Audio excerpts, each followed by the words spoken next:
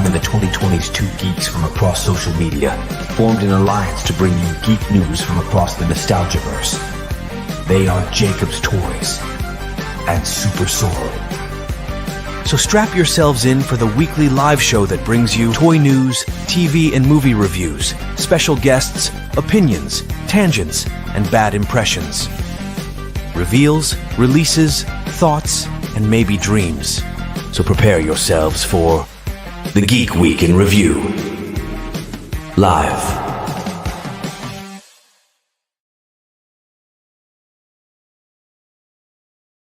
Whoa! Hey! Hello! Welcome to the Geek Week episode 150. 150, Mr. Sorrell. How good is that? That's insane.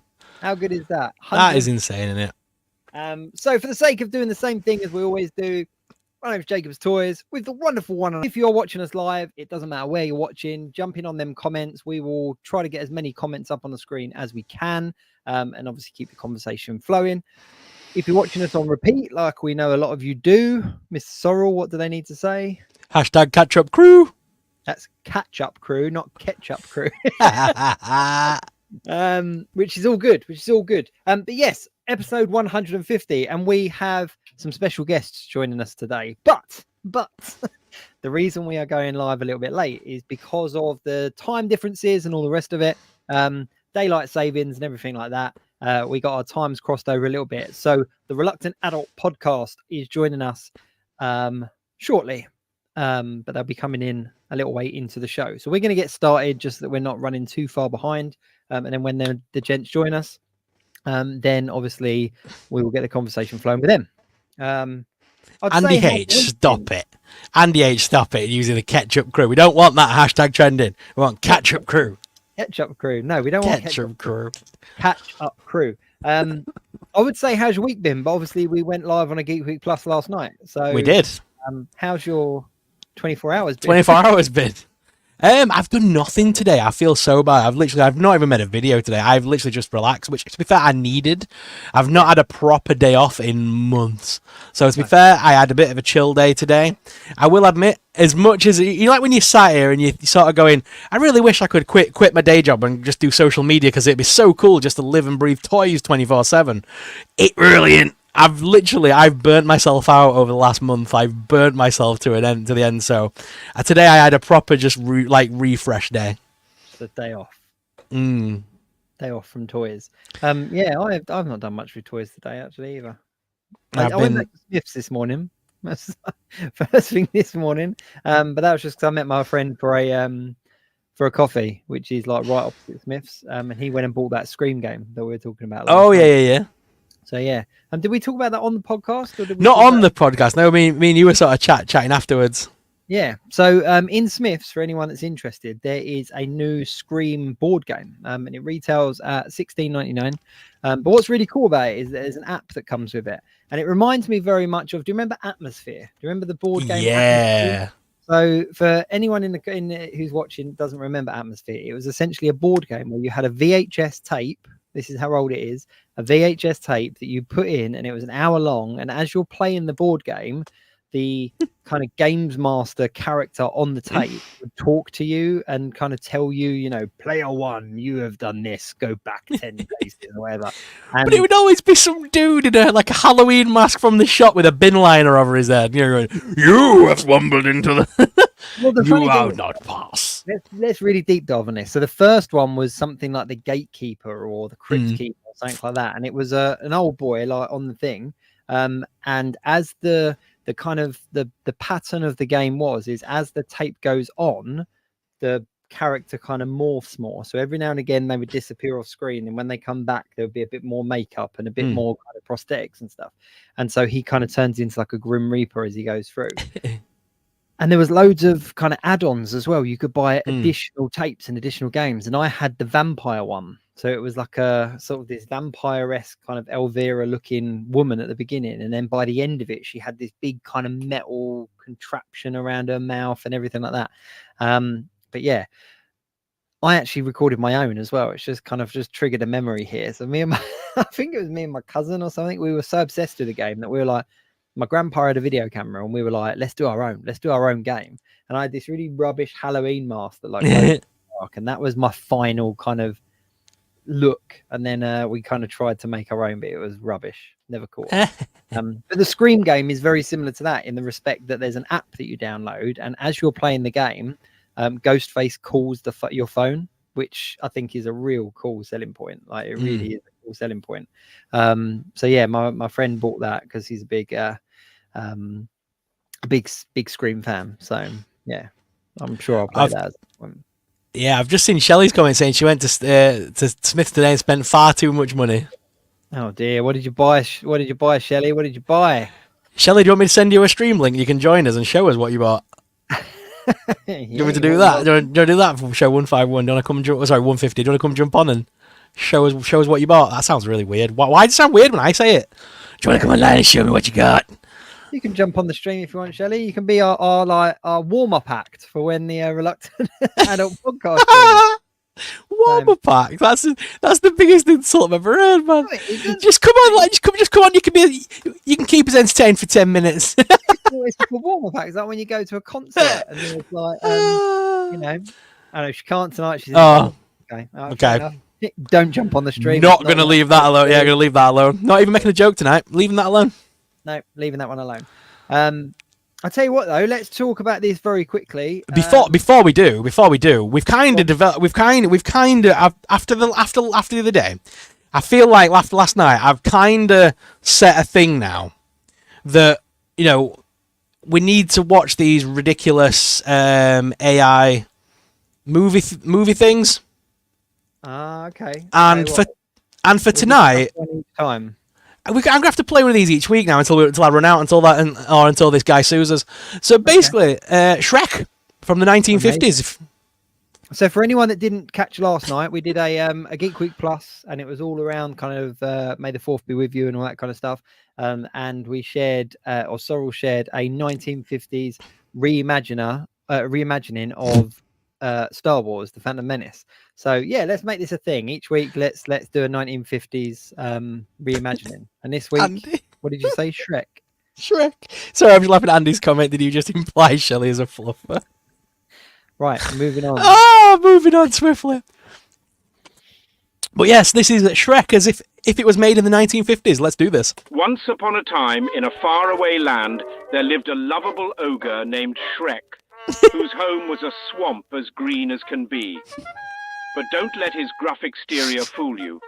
Beneath that rough exterior beats a heart of gold. Joining him on his hilarious quest is his trusted steed, Donkey.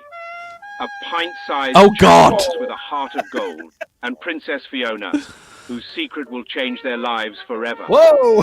Whoa, that's a transformation. But they're not alone. Tagging along are an eclectic bunch of characters from far and wide. Look at the slumbering Sleeping Beauty to the sweet Snow White, from the honest to a fault Pinocchio to the egg-citing Humpty Dumpty. It's a motley crew of fairy tale misfits like you've never seen before. But danger lurks in the kingdom of far, far away, where dastardly villains scheme and magical creatures roam free. Get ready for a fairy tale like no other, where true love's kiss is just the beginning of the adventure. Shrek, a tale of friendship, laughter, and happily ever afters. Ow. That was like a fever dream. Whoa, I don't know what was going on with Humpty Dumpty, but I'm gonna have nightmares on that one. Let's just do a quick couple of shout outs to people in the comments as we usually do. Of course, first comment of the day has to go to Ezra, Gantos, Toddworld, Sean the Sheep, Luna, Spring. I love that name. How we doing? Andy Roberts is there as well. Bethany Beth is in the chat. We got Andy H. We've got obviously Shelley, who we know is now in the bath. We have got we've got Emma O'Neill. Good evening, SuperSorrell. How are you tonight? I'm good. I'm good. Sorry, got you saying that, and then Shelley's literally putting the words. If I wasn't in the bath, I'd show you my goodies. That's too much for my little mind tonight. I'm done. I'm logging off. I'm out. Duncan, I like this bank holiday malarkey. I don't have to watch the stream while walking to work on a Monday morning. Yes, it is bank holiday tomorrow, which is amazing. We've got Emma O'Neill as well. SuperSorrell, how you doing tonight? Why are these people just saying no to you, Sorrel? I'm just. I'm awesome. That's it. I'm off. And your camera's gone off. We've got John Hood as well. Mate, to be with you. There we go. Who else we got? Oh, Your camera's well. Your camera's genuinely off. Yeah, I'll turn my camera off because no one's. Oh, okay. Yeah. Mick Spector saying evening. There we go. There we go. Shelley said that film clip is hilarious. They are good. They are good. The 1950s kind of reimaginings. They are. There you go. Mick's put, just for you there. Evening, Jacob. How are you tonight? Oh, there we go. There you go. I'm very well, Mick. Thank you very much for asking. Thank you. Yeah, all good. All good. Triple G, if you are lurking, Triple G, because I know you do watch sometimes and you lurk and you don't usually comment. Please invite this dude onto one of the toy shows one night, because I sort of mentioned that I went on and plugged the Geek Week the other day, and I think he got a bit upset. I think he wants a bit of attention too. Yeah, Jacob needs some limelight. Why are these people not giving me love? Like, what have I done? Have I upset someone somewhere? Like Triple G, you've been here on mine. But there we go. Mick said I need to keep him sweet for my Ghostbuster stuff. Yes. So on the way to Mick. Oh, these nice little bad boys here. So they're going towards Mick, which is very cool. Yeah, all good. All good. Bioshock Gamer, good evening, dude. Hope you're doing well. Just another quick one we just saw there as well. Yeah. So we've got quite Shelley, a few I've broken SuperSorrell. Doesn't take much. Mick. Just seen Jacob's tea. Yeah. Where did you get it? Is that self-made or what? This is available on Jacob's Toys. I'm just gonna say it. Yeah, it's on my Teespring. I literally, I had it up there for about a week. Nice. Yeah, so it's obviously Deadpool trailer. I wanted something to wear to when I watch film. And it looks good. So yeah, I threw it up on. But wait, I thought it was. I was asking because I was like, I haven't seen that anywhere, but it does look official. It does look good. No, I know because it looks very official. It might be. Oh, it might be a rip of the official. It might be. Or I might have rejigged it a little bit to avoid any copyright infringement. But yeah, it's all good. Yeah, so if you follow the link on my link tree on my Instagram, whatever, you can pick one up. But yeah, I wanted something to wear to the film. I was just like, you can't copyright letters, so it was you can't. Yeah, there we go. So there we go. If you know, you know. There was new images and clip come out of Deadpool, wasn't there? Was there? Ooh. Yeah, I don't know whether the clip has officially come out, but it's something about him like taking the mick out of Paul Rudd or something. Out of Paul Rudd? Yeah. So, oh no, I'm not saying that. Yeah. Hang on. Now, Emergency Awesome put out a video saying Blade return. Oh, really? Saying, Deadpool and Wolverine, they've put Blade returning. So I've not seen anything about Blade returning, but it would be cool if he did, if he had a little cameo. That'd be awesome. Yeah, it would be. It would be very cool. Hang on. I'm just having a little hang on. Sorry, you carry on. I don't know about Blade. I've had this conversation with quite a few people, to be fair. And I don't know. I don't know about Blade because he's a vampire, obviously, and Wesley Snipes is much older now. Yeah. So if he returns and he's much older, is that something we want to see? To be fair, they're all older. It doesn't make sense for any of them. They're all older than they were last appeared. So, hang on, I'm just giving this to Mick. Mick, been in Spain, mate. Not seen your teas. I've mostly been drunk, haven't I? Should link that here. I'm sure people would love to buy it. Yes, you should, Jacob. I can't believe you've got a spring tea and you never shared it. Share that thing. Share that thing, bro. I'm doing it now. There's also a Geek Week shirt on there as well. Mick, you can't just say that you won't say who the character is. You have to tell me now. Have you seen it? There's a frame in the trailer where Marvel didn't quite delete a character that they cut from the rest of the team. I won't say it here, but they were rumored. Oh, really? You can't just do that. Andy H, we need a hashtag ketchup crew t-shirt. Hang on, I'm just having a look. I'm trying to get it for you. I'm trying to get it. Trying to get it. Oh, Jennifer Garner. It was played by someone who had a kid with Ben Affleck. That's Garner, isn't it? Oh, really? Hang on. But we know she's in the movie. She is officially in the movie. She's been casted and credited and listed in all the things, hasn't she? Again, Jennifer Garner. What is she? I'm just trying to get this for you. She's not been in any of the trailers yet, but she's officially listed, isn't? Apparently so. Mick's saying there's a single frame. I'm guessing that's who he's trying to afflate her. He's saying that someone who had a kid with Ben Affleck, that's Garner, isn't it? Yeah. Yeah. We kind of know she's been in the film listed for quite a while. She's officially on IMDb and Wikipedia, and I know they can be edited, but I mean, she's officially been listed as a cast member since the very beginning. Yeah, I thought so. Yeah. Hang on. I thought that was like regular knowledge that Elektra was in this film at this point. Yeah, I thought it was as well, to be fair. Maybe we're wrong. Maybe we're spreading misinformation. Who knows? You have to. I'm not as good as you with working on a computer at the same. You must say what's going on. I'm just trying to find this for Mick. What, Teespring? Yeah. Hang on. That's right. I've got it. You got it. Have you sure? Yeah. I've got it. Let's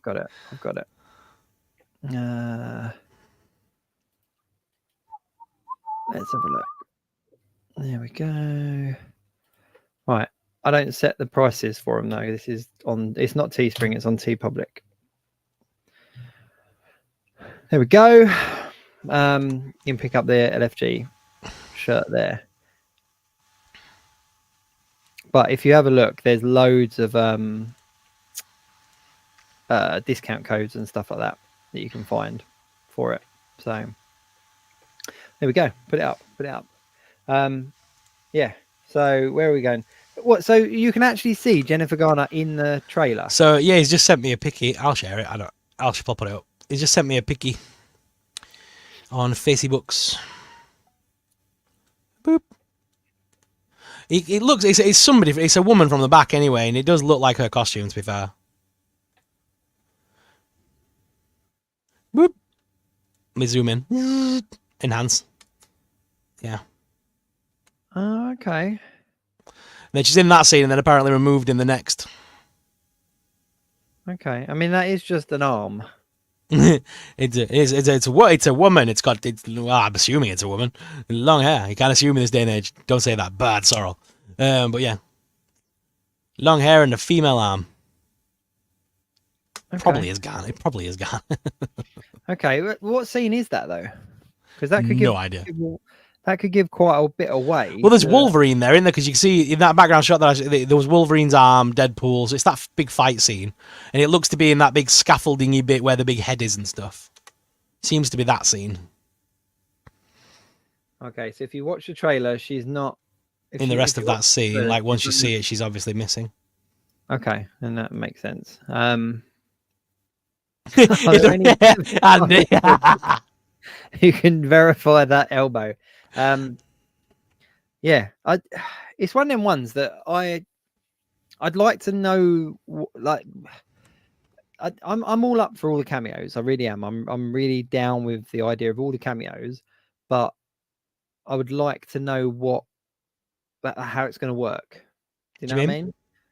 Like, I know there's all the multiverse stuff and that they're jumping around and stuff, but if you think about the multiverse side of it, so say that Deadpool is from, zero universe, and he goes into universe 1. The whole story is him kind of becoming friends with Wolverine and all that kind of stuff because they're not, they don't know each other. But then with all these cameos, if they're people from other universes, then surely there needs to be all this kind of like establishing kind of relationships. Like you're not going to walk into a fight with somebody that you've just met. So you know when we saw in the Loki thing, there was like a team, there was like a group of people that were all coming together to try to stop the big monster, weren't there? They were all other Loki variants. So I'm guessing that Deadpool and Wolverine we're gonna have their established little bromance. Then when we get to that, you know, that weird place where the big monster is, I forgot the name of him already.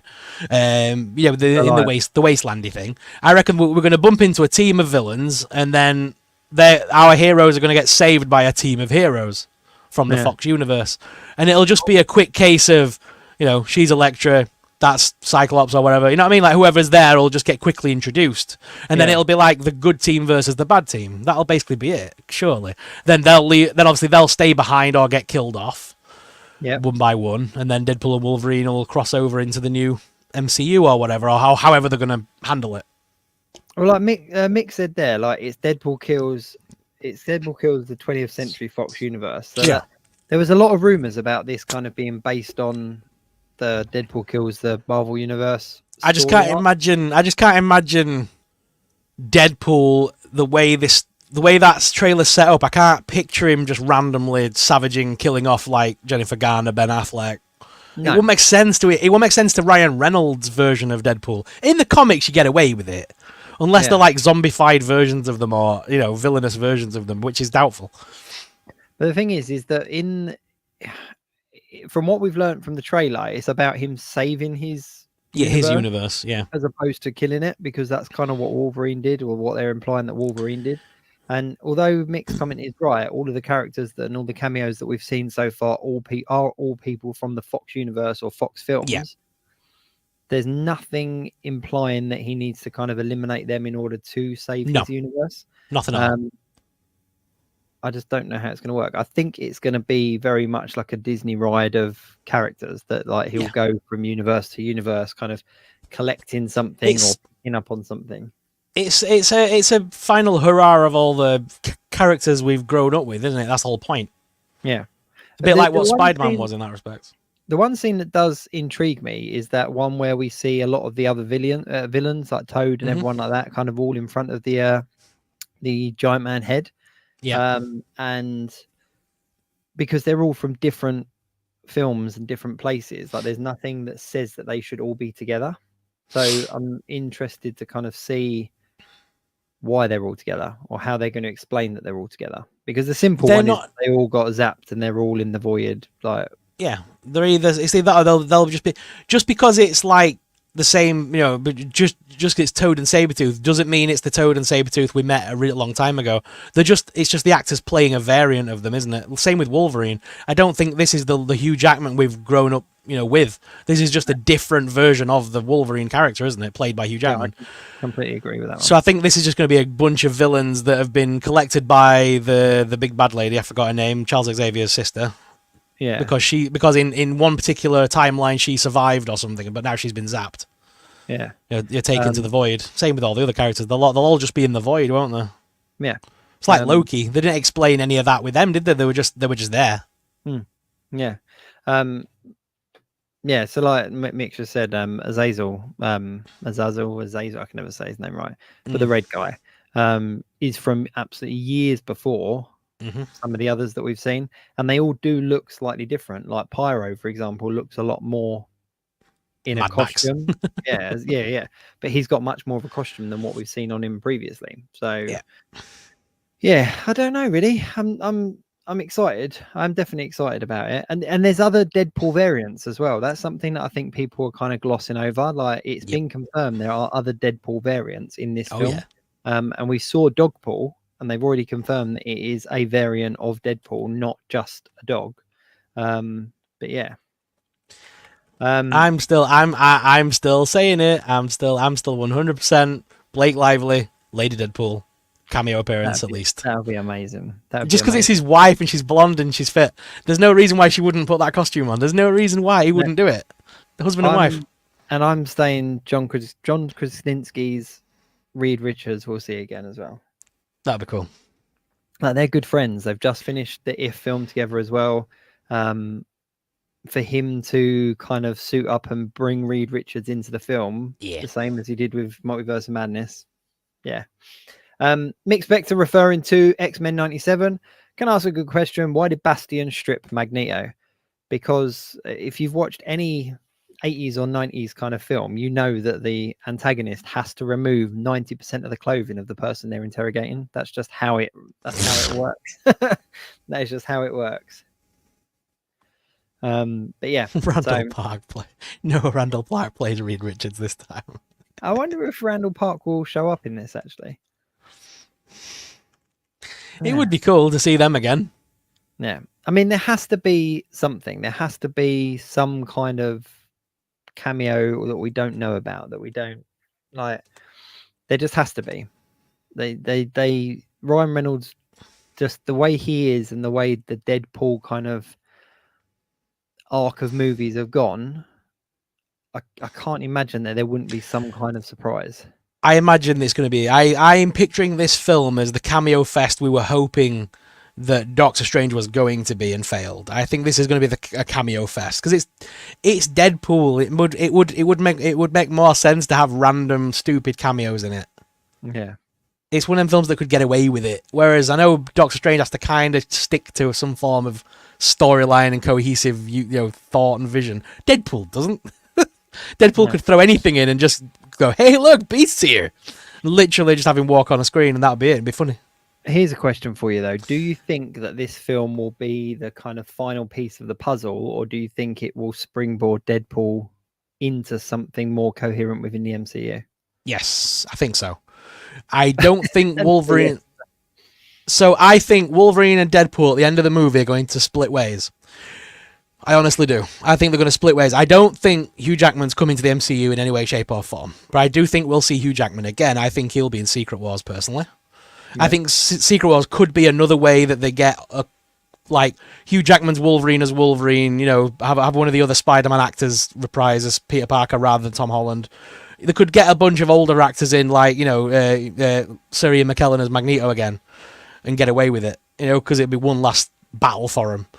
But I think Deadpool will cross over into the MCU on his own through a portal. And I'm hoping, there's a little bit of me that hopes when he comes through the like a portal and he bumps into Doctor Strange and what's he called? Samuel L. Jackson. I'm hoping we get that scene like every other, every other character has kind of had the Nick Fury scene of "Welcome to the Avengers Initiative."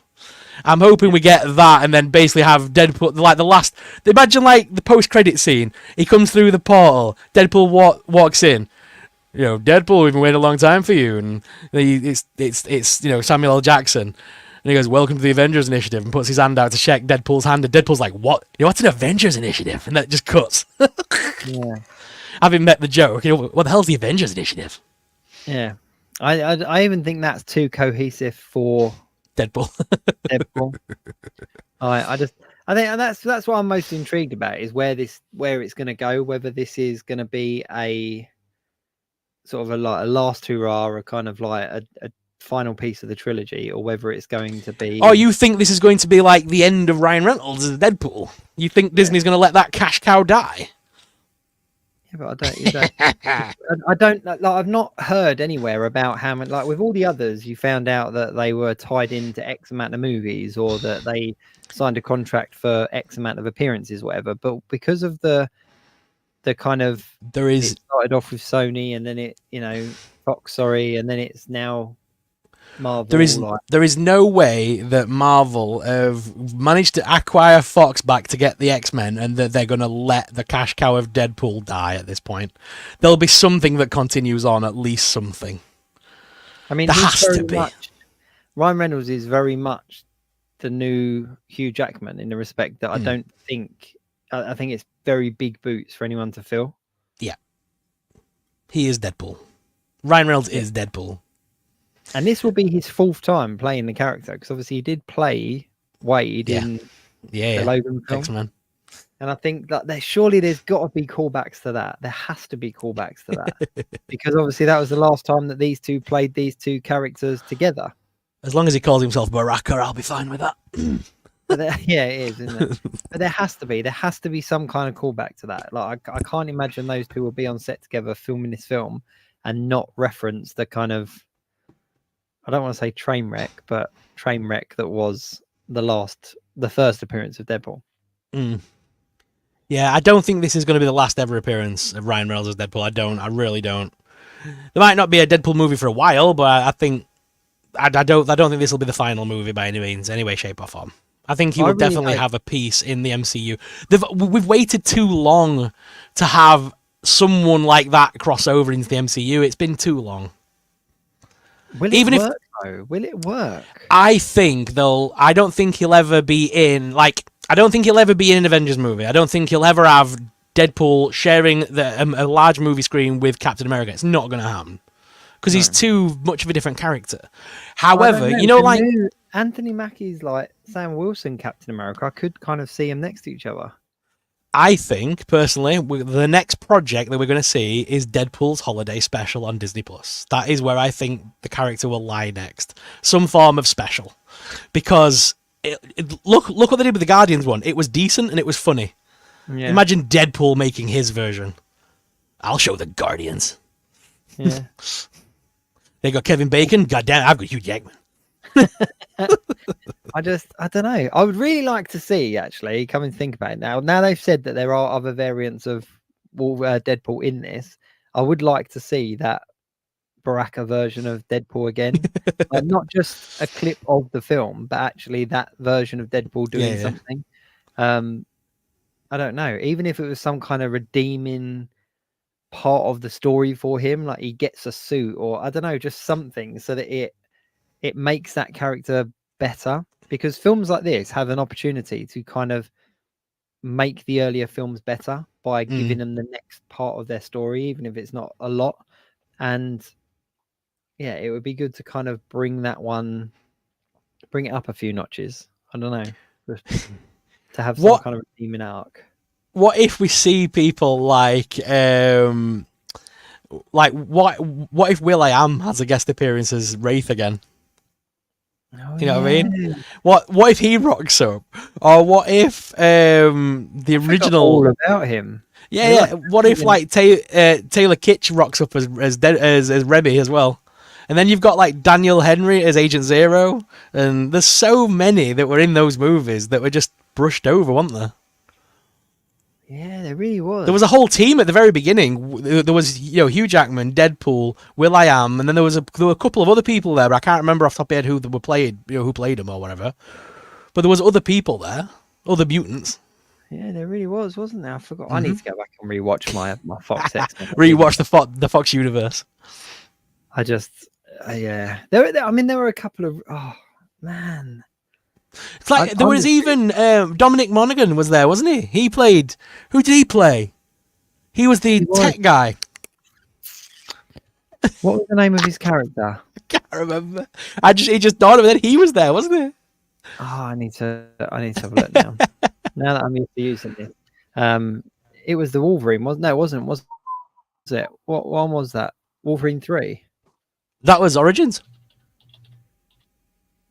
Was it Origins? Yeah, it was Origins, yeah. Where is he? Oh, it's Chris Brady. Yes, you got William Stryker, obviously from the films. Yeah, there's loads. There really is. And that isn't even counting like X-Men Last Stand, because X-Men Last Stand had a bunch of people that were just cameos. Yeah, X-Men Last Stand had so many. Because I know she's not done anything in years, but how cool would it be to have Anna Paquin rock up? As Rogue again. Yeah. Or the original Mystique, or the original Mystique rather than Blondie. Why not get Rebecca Romijn back? That'd be quite fun, wouldn't it? Or even I'd just love to get because obviously in the first Deadpool movie he faced Juggernaut, and he was a proper big ass monster that tore him apart and killed him. How cool would it be if you what? Sorry, Ryan Reynolds voiced Juggernaut as well, didn't he? I don't know. But how cool would it be to get Vinnie Jones rock up in this and Deadpool be like, oh, I'm cutting your ass in half.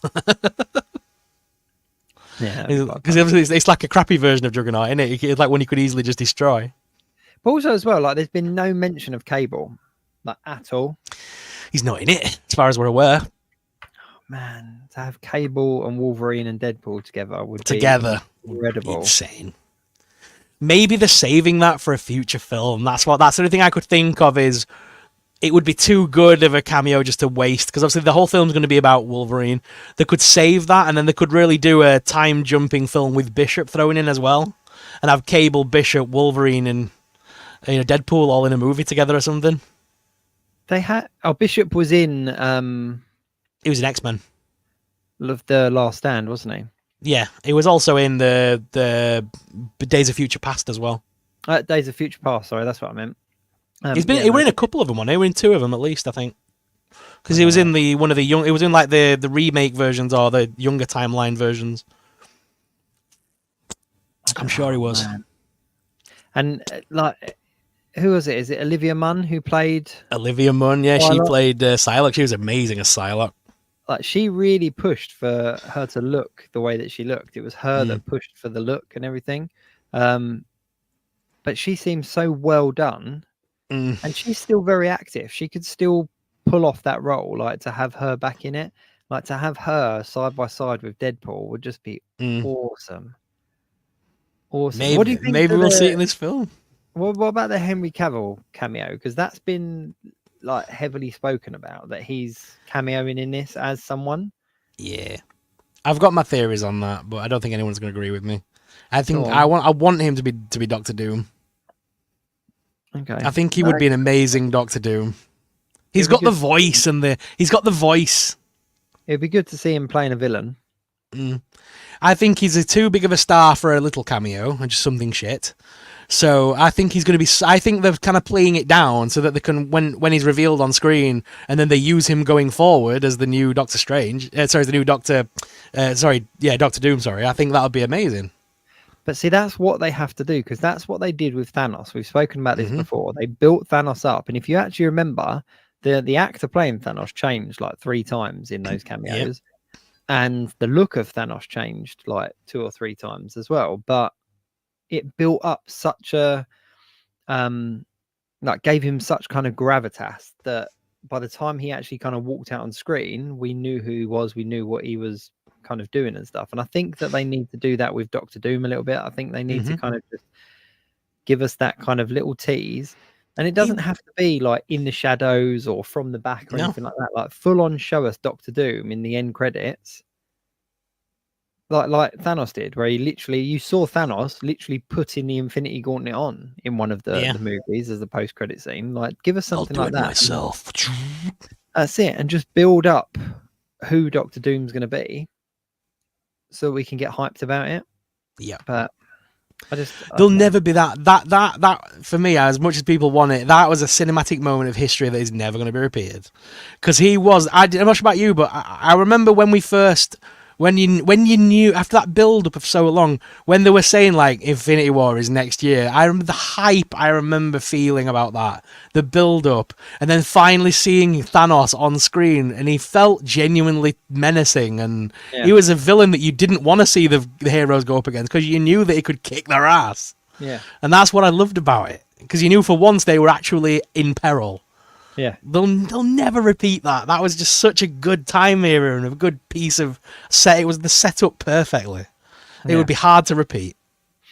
But it is the long game. Like, that's how like, if they had just dropped Thanos straight away into like the first Avengers film, it just wouldn't have had the same impact. It was all about that long game and that long kind of build up, because they knew the destination. And I think that's the problem with the MCU at the moment, is that there's no real longevity clue as the destination. Like, we see these timelines, like even at kind of D23 and stuff, where they announce the timelines of the movies. Previously it was kind of like, this is phase 2, and it was like this movie ending with this movie, this is phase 3, this movie, and it was like a flowing kind of story arc. And we knew that actually we need to make our way to 2018 or 2019, because that's when we're going to get the payoff. Whereas now it's like they're just announcing like a slate of movies, and no one seems hyped, no one seems sort of built up, and they try to kind of tie things together, like with the Marvels and Miss Marvel and all that kind of stuff, but it just doesn't have that cohesion that the kind of the Infinity Saga had. And I don't know Because how they can get it back. once we built up to Infinity War and all that, we were so used to seeing all the characters together. To go back to individual movies without all the characters and just add a few in, it didn't feel the same anymore. They really needed to keep the team aspect of it going, which I know was impossible because the cost would have been insane. But once you'd seen them all together, that was it, wasn't it? You wanted to see more team-ups. You wanted to see more of the crossing over. And then we just never really got that. I think the closest we ever got to the hype of that again was Spider-Man. Yeah. Well, it's the same, wasn't it? I mean, the other thing as well is that they were creating megastars because, you know, Robert Downey Jr., for example, okay, yes, very much kind of an established actor in himself, like regardless of his own kind of past and everything like that, he was still very much a household name in that respect. The amount that he got paid for that first Iron Man film compared to the amount that he got paid for that last Avengers film was astronomical, the change. Like, and with every film that kind of came on board, they were paying more and paying more. But yeah, Andrew Duncan has just said a very good point, is that the MCU just kind of became more like the comics universe where things are just happening all the time. Yeah. And that's very true. Very, very true, that there's no kind of threat. There's no build up in that respect. 100%. 100%. I don't know. Anyway, the MCU needs to move over because there's the Pooniverse now that's being built. It's like the Blood and Honey universe is now on the up and up. Mate, Mickey versus Pooh is coming out. I don't even understand how this is even a thing. Like, I really don't. Like, who actually asked for this? Like, nobody. That's the whole point. Like, Mickey versus Pooh. Like, it's not even a B movie. It's like, no, and don't get me wrong, I'll watch it when it comes out and all the rest of it. But so this is not even. This is different to the Pooh movies we've had so far, and it's nothing to do with the Pooniverse. This is just another movie that has been announced because it's now in the public domain. Anyone can make a film about Winnie the Pooh and Mickey Mouse. No one, like the Pooniverse, can't stop them. Yeah, it's nothing to do with the Pooniverse. So this is just another version of Pooniverse. This is just the a Winnie the Pooh versus a version of Steamboat Willie. Yeah, and again, it's completely unrelated to the Mickey versus to the Steamboat Willie versus Oswald the Lucky Rabbit we're getting next year. It's all just getting a bit mental. However, I've got to throw up Andrew Duncan's comment quickly. He just said, "I spent thousands on a degree in science fiction just to make that comment." Okay, just because of your degree, I'm going to throw it back up again. It's a very good comment, Andrew. Sorry, carry on. But yeah, so but what happened recently is, which again, some of these films are just silly because they're being rushed out and because they know they can make a quick cheap buck, right? Everyone's trying to become the next Winnie the Pooh, Blood and Honey, because Blood and Honey made a lot of money at home theatre because people were just curious to watch it because it was the first of its kind. Yeah. But I think we're going to get fatigued with these stupid things very quick. However, recently, there's an independent movie that has made a Little Mermaid movie, and you know what? It looks absolutely awesome. Oh, really? So the concept of this one is she's a mermaid that but when she comes on land, she has to eat human flesh to stay a human. Otherwise, she turns back into a sea creature. Mate, get this trailer up now. I'm not sure if we'll get copyrighted to hell, but let's just talk over it. Okay, hang on. Let me find it. But yeah, it looks awesome, this Little Mermaid trailer. It really does. It looks genuinely a good movie with it. What? Little Mermaid. This is what I would like to see. I would like to see movies based on these kind of these older stories, because the older stories were proper graphic and proper quite like horrible. Like, do you know what I mean? And I think, we need to get movies that are really dark and twisted and kind of in that same vein. But I always thought that Hansel and Gretel would make an amazingly dark film, but no one seems to really have touched it for what how it was. But yeah. Come on, where is it?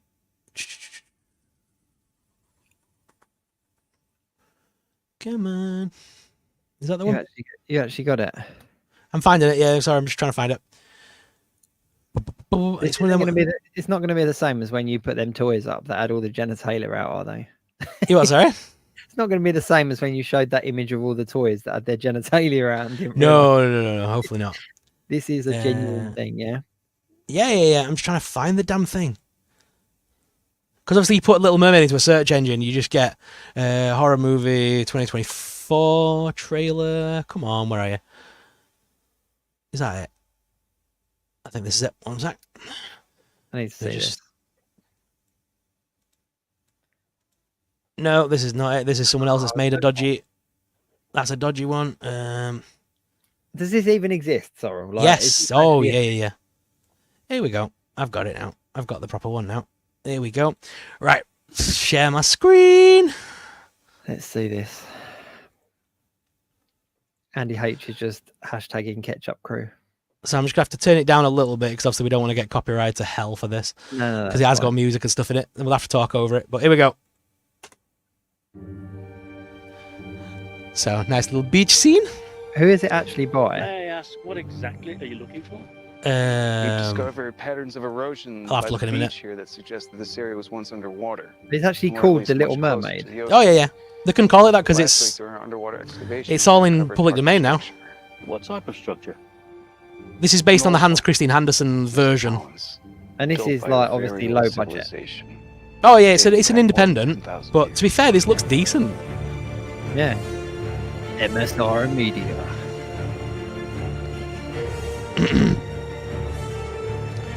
So they start finding skeletal remains of like mermaid creatures and Ancient deities sea and god things. like common in Sumerian Looks like a mythology. chest piece. We need the boats. We need the submarines back. Now that we know that I'm right, we have to get back in that water, Archie.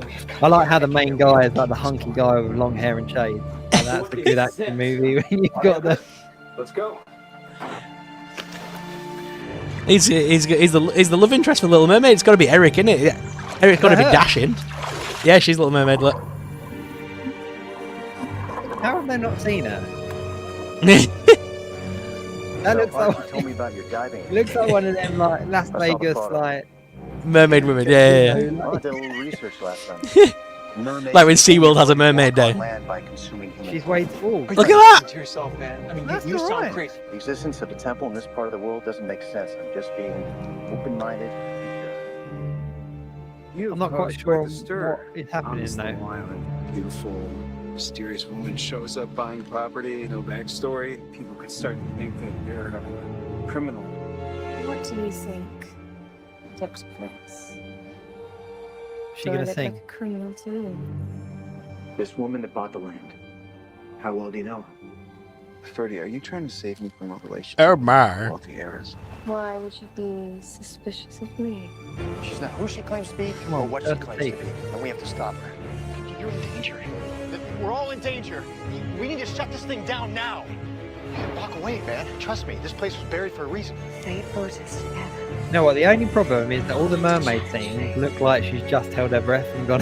Yeah. It's not- they're all very close.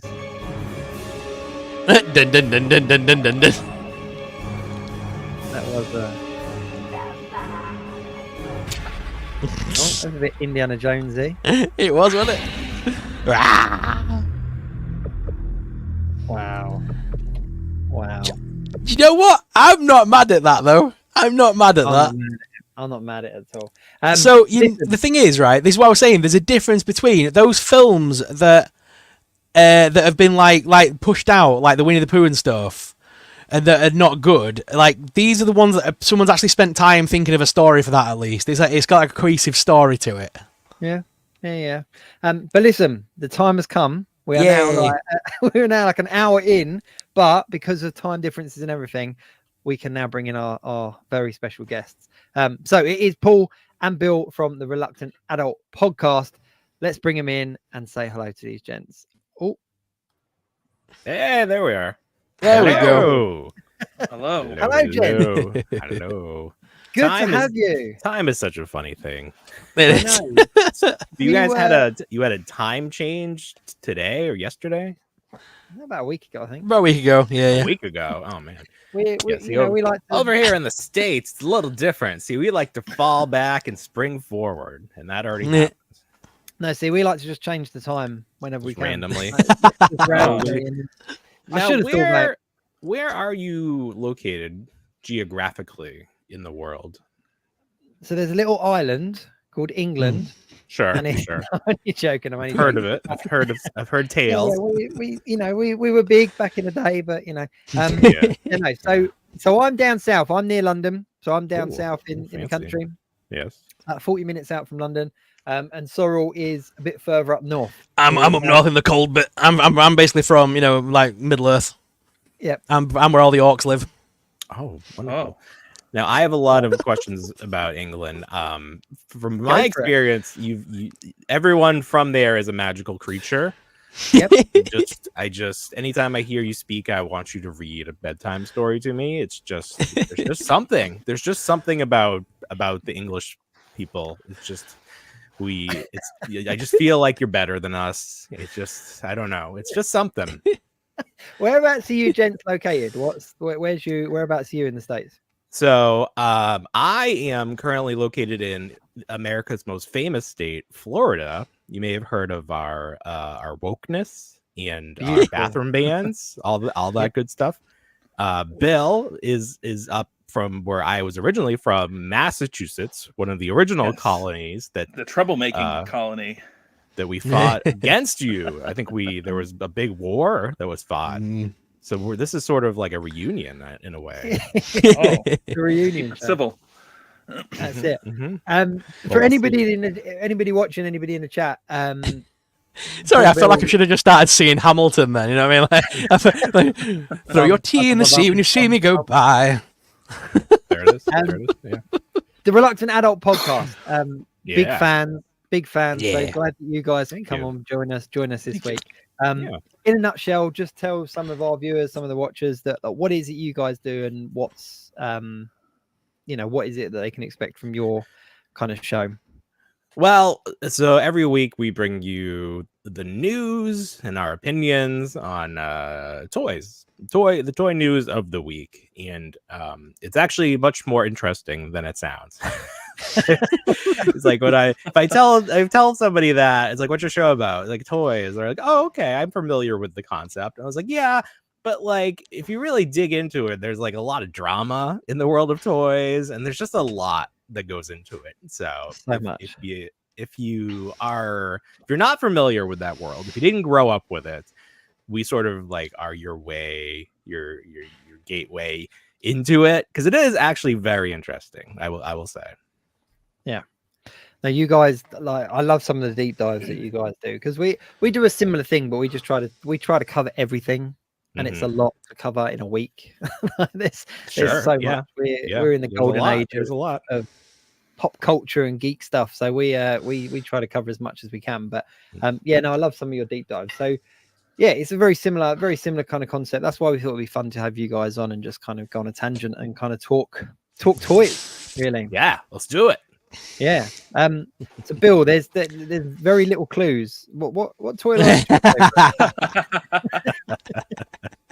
So I'm not getting much of a vibe. It's all around me. So yeah, no, I grew up in the 80s with the height of Star Wars, and Star Wars leaving the consciousness, the zeitgeist of things, as it were. I kept collecting. I still collect. I collect more than just Star Wars. This is kind of like front and center. This is like, I like to call it the old studio. I'm working on the new studio, which is going to be a better mix of media as opposed to just the Star Wars itself. Brilliant. Perfect. What about yourself, Paul? What's your main line?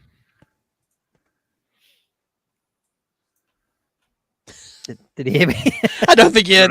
Paul, Paul. He heard you. He's just thinking. He's going through every toy line that exists. He's got to pick it. Bill, I think that question was for you. I already answered. Yeah, oh, it's you for did. you, Paul. Okay.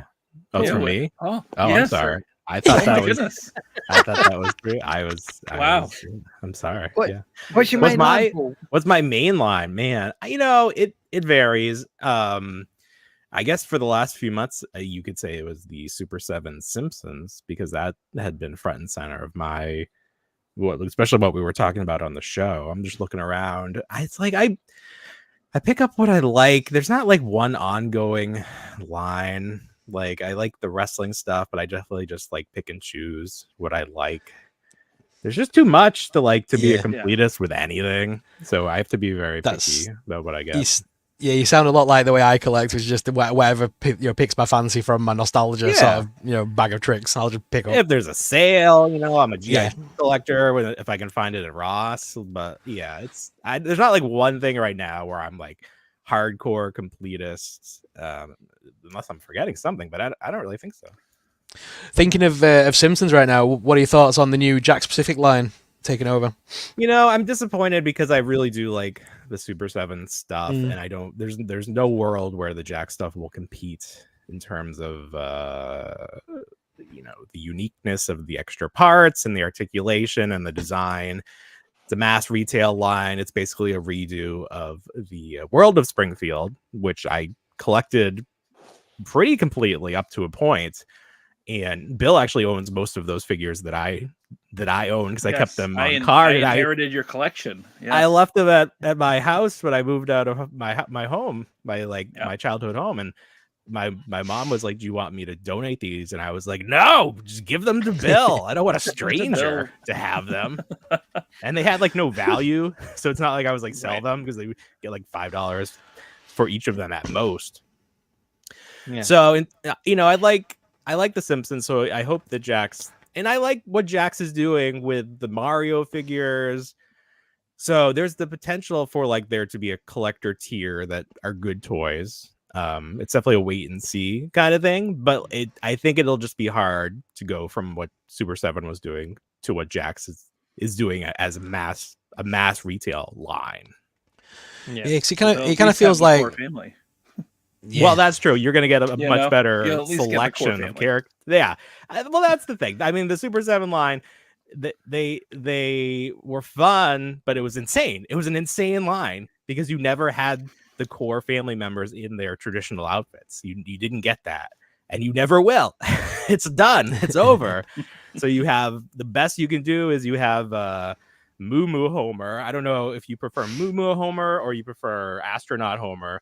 But you can have him next to Bartman and then Maggie as an alien, and those are the only core family members that you got. Wow, it's a lost cause. But yeah, so it is what it is. I don't remember there being a big Simpsons like figure range when I was younger. Like I know that there were figures out there because I remember having a couple. But I don't remember when the show first started. I can never remember who it was. Was it Mattel? Playmates? It wasn't Playmates because they're World of Springfield. Tyco. I want to say it was some other company. They did one set. It was the core family and Nelson, and the unique play feature was they had a speech bubble that would plug into the top of their head, and you could change out the cards. Those were cool. I mean, that was a really fun line, but that was it. One set and you're done. And it wasn't the couch. Years. Oh, they had the couch too? Yeah, they're the couch. So you could sit on the couch. They could do something with the couch, but there was like a spring in the couch that could fly Homer out of it. Yeah. The cushion came up, yes. And then Nelson came with a trash can that you could put Bart in, like roll him down. So it was like based on the the first season. And then it wasn't until much later that World of Springfield came out from Playmates. And that was all encompassing. Like they made too many figures. They were like really hitting the bottom of the barrel with that line. Simpsons was such a big thing in like obviously it still is a huge thing, but like in the 90s and early 2000s, it was so big. It just seems like such a missed opportunity for there to be like a toy line. Well, I mean, I think they tried after Playmates ended. McFarlane gave it a shot, and then NECA sort of carried forward the aesthetic of the World of Springfield figures, but they were doing celebrity figures. So they tried, and I just don't think, even though people watch the show, I mean, obviously fewer people watch now than they did before. I just don't think the audience was there for the toys, because how many times can you make the core family Right. And then people are probably not going to be interested in like Frank Grimes or like these. The show itself was never Z-tier. actually geared towards kids in the first place. That's the thing. No. I remember I had to get permission to watch true. it. Well, that's true too. That was a Eventually. whole thing. Like Barbara Bush came Yeah. out against it, the wife of the Yeah. president at the time. But I got in so much trouble once because I told someone in my family to like don't have a cow, man. And I got in so much trouble. I just remember though, like when I was, you know, because we're all of similar age, and you know, growing up in the kind of late 80s, early 90s, I remember there being so much merchandise aimed at us.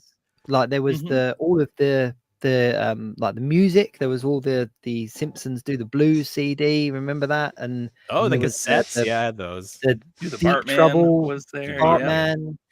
And I like Deep Trouble. I knew the lyrics off by heart. I had them scribbled down on a notepad. Like I loved that. Then there was like the computer games and the arcade games and stuff. So like there was so much kind of aimed at us around the show. Right. Oh yeah.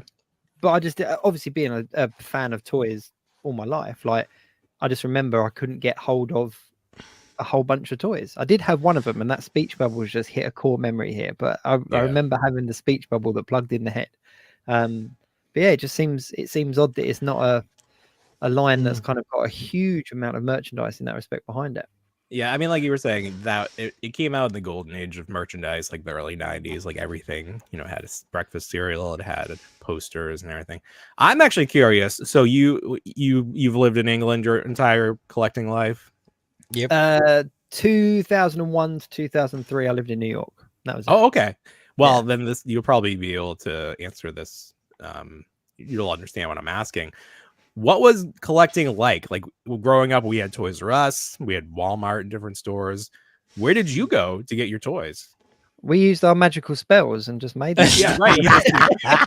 Abracadabra. We had we had an idea and we just generated it. Back in the day, back in the day, for every store we used to have an equivalent, really. So like if you think of like Target, we had Woolworths, it was called. Then we've got a shop called Argos, which will baffle you if you see it because it's so mental. The idea is you basically shop from a catalogue in store, go to a kiosk and tell them what thing you want out of the catalogue, and then they send it down a chute to like an agent that hands you it. Right. We did have It's something mental. Similar. Everything was in a glass case. Yeah. Right. Yeah.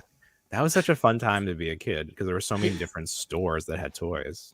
Argos over here is kind of like the pre-internet shopping. Sure. That's so weird. That you go through the catalog, you don't see the stuff, you don't see it. It comes from a magical area above. You order it from the catalog, punch in a number, and it comes down. Is it still active? Still in business? Yeah, still going. Yeah, and then they still have the same model, the business model. Oh yeah, exactly the same. Never changed. Giant walk-in vending machine. It's crazy. You know, that's not a bad actually giant vending machine with everything. Collecting here it was quite difficult. Like we had all your big toy stores. So as a kid, you'd have all your like Sorrell said, you got your Toys R Us, or we used to have Toys R Us before obviously it went into administration. All those kind of stores. We had our own versions of toy stores as well. But like for me, the big thing that got me started was the boot sales. So like the flea market equivalents. Oh, so okay. back in the 80s, 90s, they were hugely popular. That you could go down to a boot sale and people would be selling their old stuff for near to nothing, like for pennies, and you could go down and you could pick up figures and toys and stuff that you had heard of, or stuff like the Star Wars stuff. Like me and Sorrell spoken about this previously, but like the original Kenner stuff, by the kind of late 80s, early 90s, they were old toys. Do you know what I mean? They weren't they were collector's items to certain people, but they weren't collector's items in the same extent that they are now. So you could go to the boot sale and for £10 pick up like a Millennium Falcon and 50 characters because they were like old toys. So that kind of was for me as a kid where I picked up a lot of stuff to start with. Just because did you get to have like those figures that didn't get released here, like Yak Face? Is that something that was released over there? Do you know the story behind that? Bill, can you the last 17 of that original line? Any idea? They weren't necessarily released in in the States. I think a lot of them were on tri-logo cards. So like the line had Man. died. It had died down in Correct. interest so much that stores in the US didn't even order the last set, but Kenner Right. still produced them, and they were only sold in international markets.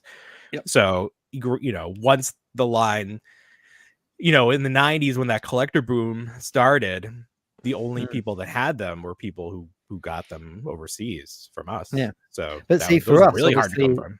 no, but see, for us at the time, anything, because it was all pre-internet, there wasn't kind of like you didn't know that they weren't available Right. in one place. So what was in Right, stores right, for right. us was just in stores. Like Yeah, it's right. Yeah. it's crazy. We were mailing then- from catalog at that point. That's how I got most of mine. That vintage line, that last 17 was mail catalog through Canada. My mom was going up and What? not going up to That's Canada. crazy. No lie. Yeah, she was. That's so she funny. was getting these figures internationally somehow pre-internet. Wow. Wow, your mom like she had some kind of pyramid chain of conversation that was like Yeah, no, she was trying to figure it out. She knew that there was a market for it. She wasn't just kind of keeping up with like cousins and whatnot who were collecting these figures. She was like, Bill needs every single one of these figures. There's 17 more, and we were never able to complete the set as a kid, but I managed to get some of the remaining few as an adult through obviously eBay, internet means. But in the 80s, the struggle was real. But see, to be honest, yeah. To be honest, for me, the original Kenner Star Wars, like I said, they were old toys. They were kind of things that they were. Yeah. cousins had passed down, or kind of like you say, you Right. picked up at the boot sales because people were, oh, my son's grown out of these, so we're going to sell them on. I mean, my mother-in-law, for example, I tell this story quite often, but my mother-in-law, my brother-in-law, sorry, he's a similar age to me, and he had all of the figures, like everything that was available. He had all of the Star Wars figures, and my mother-in-law is very much a kind of a keep the box, keep them clean, keep them good, and all that there you go. stuff. And he had all of the original Star Wars figures, and she just gave them away because they were old toys. And they were like, well, he's grown out of them now, so let's give them to somebody else that will enjoy them. So they just kind of got passed down. And then, fast forward 30 years and you're kind of kicking yourself because there's your mortgage payment. You know what I mean? Well, it's funny you mentioned that because last night on the show, Bill talked about going to this yard sale yesterday. Yes. And it's not a story that you hear anymore where you find this stuff because everybody's so smart to the fact that toys have value. So usually they'll throw them on eBay or Marketplace at least. But he went to this town-wide yard sale and they had the firehouse from the real Ghostbusters and a bunch of the figures and just all these. And then there was a McDonald's play set from Fisher Price Little People, which goes for a pretty penny. And he found it complete. He found all of the pieces. Yes, I had a fun time searching through the yard sale, just piecing it together, going on Google Lens, making sure I had the pieces. And That's I mean, incredible. it was just a fun day. But see, that's that kind of nostalgic element of collecting is kind of gone, like you say, because of the internet. Everyone's kind of savvy. Exactly. To what It's so rare. That's why it's so rare. Exactly. I mean, I was like, even just recently, I was trying to find a Castle Grayskull just to go with my Masterverse figures, just as a background prop. And I just thought, you know what, I'll get one of the old, 80s versions or whatever, because they're there's so many of them out there. But it's cheaper for me to actually buy one of the newer ones now in a box with all the accessories and that than it is to buy an old beaten up one missing all the stickers and all the accessories, because people are kind of know what they've got. Oh, like a in their re-released loft. one. So, but yeah, it's a shame that the internet's kind of killed it. I mean, I haven't been to a boot sale myself for years now because of that exact reason. Because you kind of go down there and what would be like a toy stall that would have like all the action figures that you all mixed up, nothing kind of together. It would be a table of action figures. Nowadays they're kind of savvy as to what they've got, and they're in it for a business as opposed to just moving. Trying to get rid of it, move it along. What funny names like flea market is a crazy name. Like, what the hell is a flea market? Like, you have fleas, and then yours is a boot sale. Like, this is the funniest name for these things. There is a reason for ours. Ours makes sense when you hear about it. So, what you would call in a trunk in a car, you would call a trunk, the back part. We call it a boot. Yeah, boot. Okay. Oh, so people drive the cars in, open their boot, and sell stuff out of their boot. Okay. Do you do trick or treating over there for Halloween? Yeah. So we do trunk or treating where kids aren't allowed to go outside anymore. They Yeah. just go. They park all the cars in the school parking lot. Do you call it booter treating? Is that a thing? We've not had that. No, not had that. You still get to go No. door to door. Yeah, our kids We are still not go allowed door to. to door. Yeah. It's not safe over here. It's not safe for children. No, it's terrible.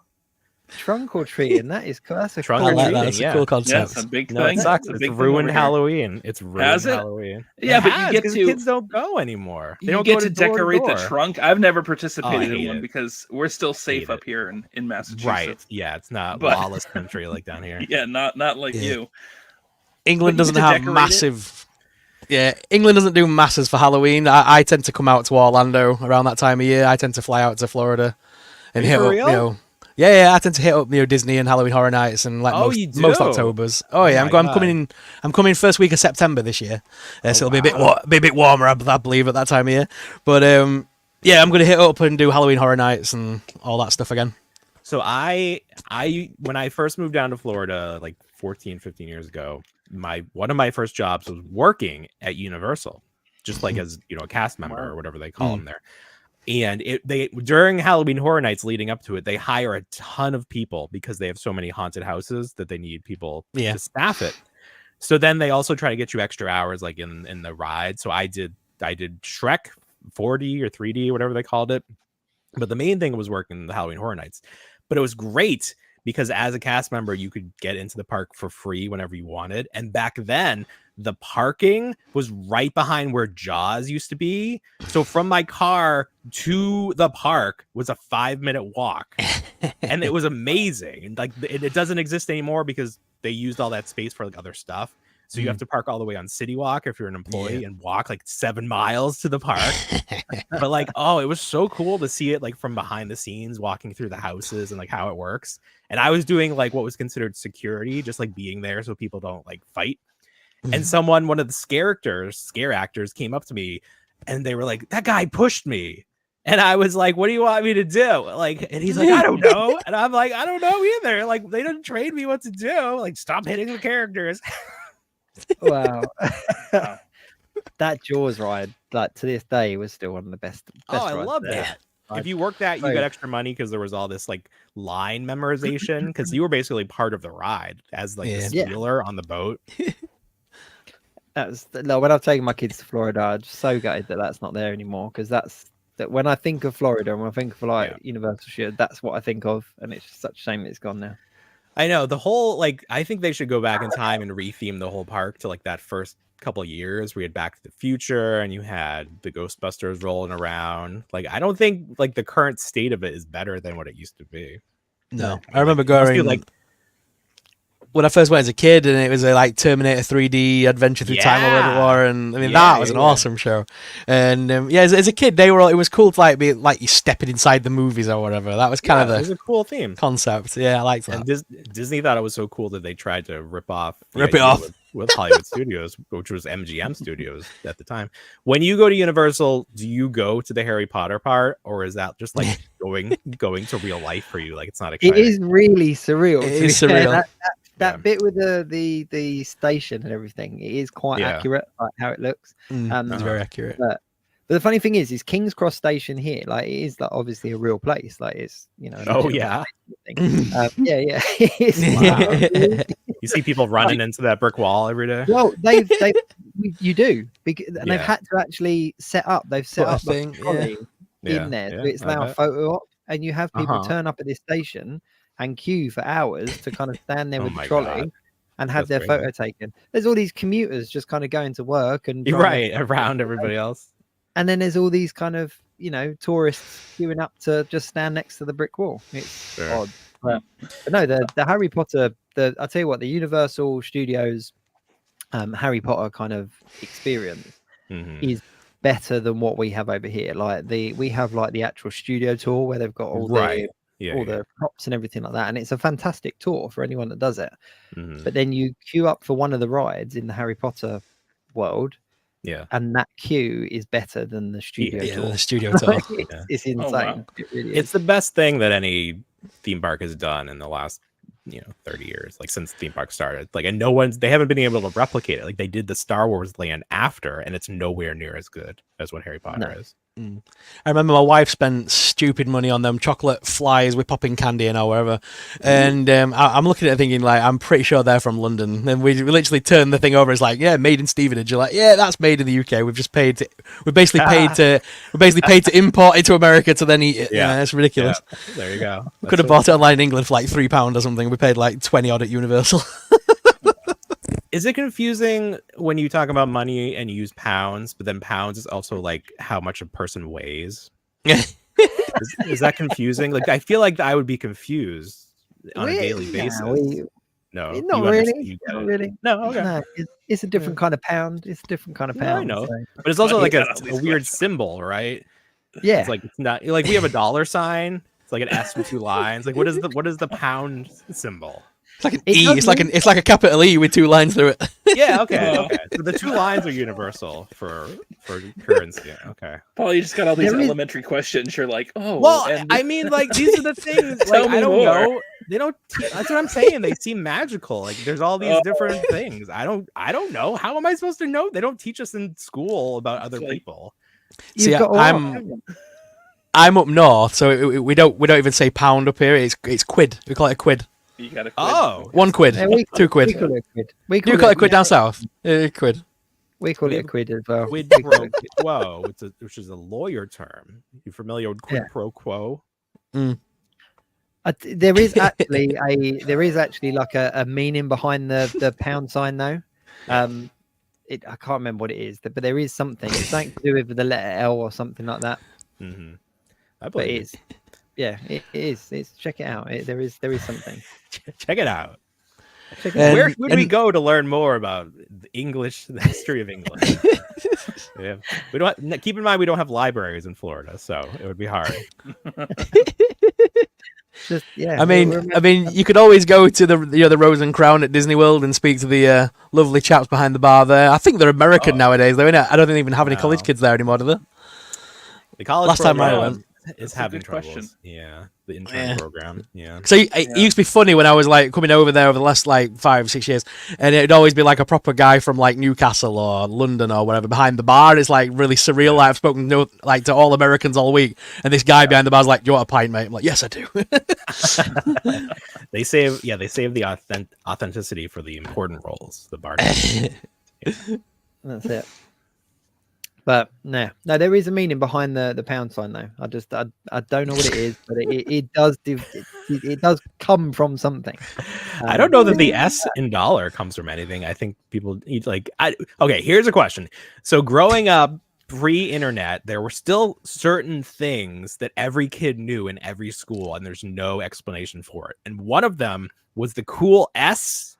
Do you know the cool S? Did that make it across the pond? Oh, the graffiti, yes, yeah, yeah. But it traveled. It was universal, and there's no way. I mean, there was no internet. Like, how did this travel from school to school across the world? And every school seemed to have somebody that invented it, that came up with the idea. That it was like my mate Dave was the one that came up with it, and now everyone does it. Like there was all something, yeah. Somebody really was the first. I wonder who that was. I've seen like a mini documentary on it, and nobody really seems to have like the real story of it. To know where it is. So have you guys been collectors your whole time then? Have you collected stuff like your whole lives? You've always been into your toys. Yeah, 100%. And I don't think there's ever been a break. There's never been a break. Well, yeah, I was gonna say that too. I do feel like there may even like maybe toward the beginning of this podcast, there was definitely a slowdown, but I think that was just because the stuff available wasn't really that interesting to me. Sure. So like I've always been a wrestling fan, so I remember getting like those Hasbro like Hulk Hogan's back when I was like real young. And then after Hasbro there was a break, and then Jakks, and that was like when I was such a big wrestling fan, and I loved like this where we're like, we're in the media. So like I was a writer for those early toy websites. And so I like actually was getting like $200 a month to write stories on these websites because they would like sell ads on the websites. And I actually got to go to, I think, 2 toy fairs because the website I was working for, they were covering Jakks, which did the WWF stuff at the time. So like I actually got to go to New York Toy Fair because I was just like a kid writing. At this point, I think I was in college, but I was just writing for these internet websites. It was like so funny that I was able to connect like something that I just liked as a kid, and then actually get to feel like a little bit, like part of like the real world of it. It was a funny like time where, and I think now Toy Fair is filled with like, like what is press? It's like everyone with a website is press. Like you think of press back in the day, it's like, oh, the New York Times is going to be there. But now it's like supercoolnews.com is there. Like, that's what press is now. Yep. That's just basically anyone that's, like you say, anyone that's got any kind of media kind of coverage can be. Yeah, if you're giving promotion to these brands, they're like, sure, come on over. Why not? So was toy collecting for you guys when you were younger then? Was it like an accepted thing, or was it something that, because over here it's only really become like the norm, recently. The norm in the last 10 years, maybe. I'll let Bill answer that first, because I'm curious what his answer will be. You're curious. So I'll say, I mean, I feel like there was definitely like a divergence in age. I just happened to like toys. I just never grew out of it. I didn't get into sports as much as all the other kids did. My parents didn't really push like sports or anything else. They just said, hey, Bill likes toys, keep going with that. He likes his Mighty Max. He's moved from Star Wars to Star Trek. The media is he just continues with that, and it's keeping him grounded and it's keeping him interested in stuff. So but as far as like friends, like I found Paul at the perfect time in our lives. It probably would have moved us along from something else, because him and I both like toys at the same age. I'd be that kid that if there were kids who wanted to play like Toy Biz X-Men, they'd have one or two figures, and then I'd come in hard with like 30. I'd bring my full set, and it would almost be like alienation, because it was like, oh, there's Bill. He's got everything, and I just got a Wolverine and half of a Bishop. so it was like, yeah, I was the kid that liked toys, and it was never really, no one ever really made a big deal out of it being acceptable. No one ever picked on me for liking toys. So it was always just like my normal, which was great. And then through just like attrition with friends and stuff for a short time, I found Paul, and Paul was into him, and he was going to toy conventions, and we had similar interests.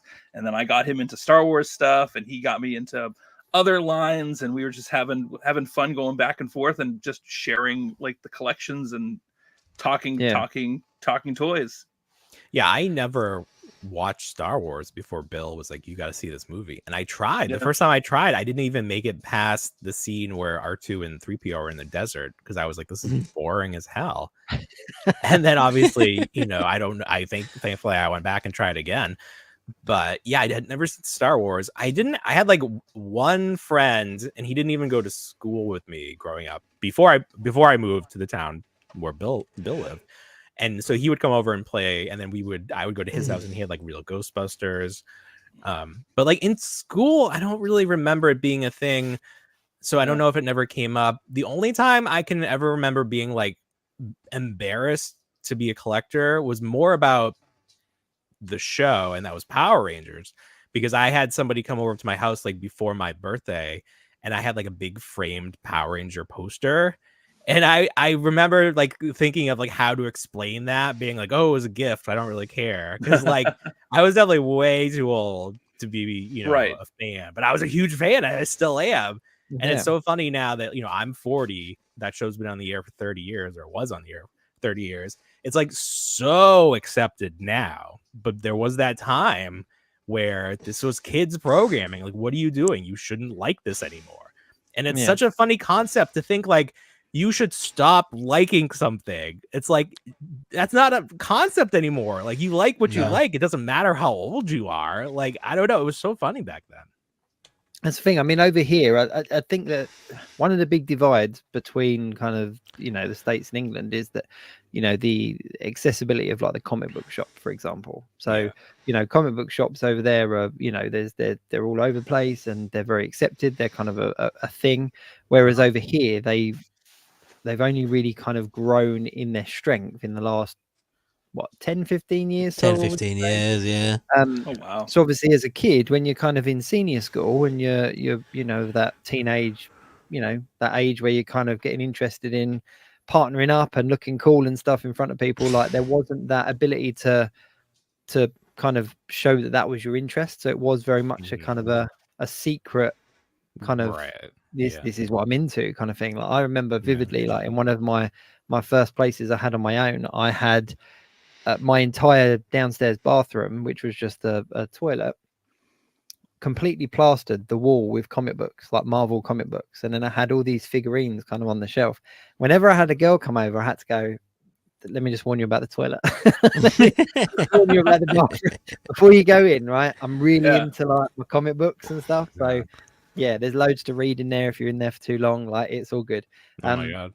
But whereas nowadays it's like it's massively acceptable and like to the extent where you can kind of put it out on the internet and kind of read like this is what I'm into and stuff. It's cool now. Yeah, I think growing up, I think there are two types of kid growing up. This is what I've always said to my friends, and I said. When you're of an age of getting toys or action figures as a kid, as a gift from grandparents and stuff like that, there are two types of kid. There are the kids that turn over the box and look at the others that are available, and there are the kids that don't. And if you're the first, then you're a toy collector. If you just open that toy and play with it, you're not a toy collector. If you flip the box and you look at what else you can purchase, then you're a toy collector. And I feel like that's what I found yesterday at that yard sale, Paul. And like you mentioned, it was like collecting one of every item. So it was probably like the grandparents were giving this kid, hey, little so-and-so wants an Independence Day alien. Let's grab that. And then that's the only one you get.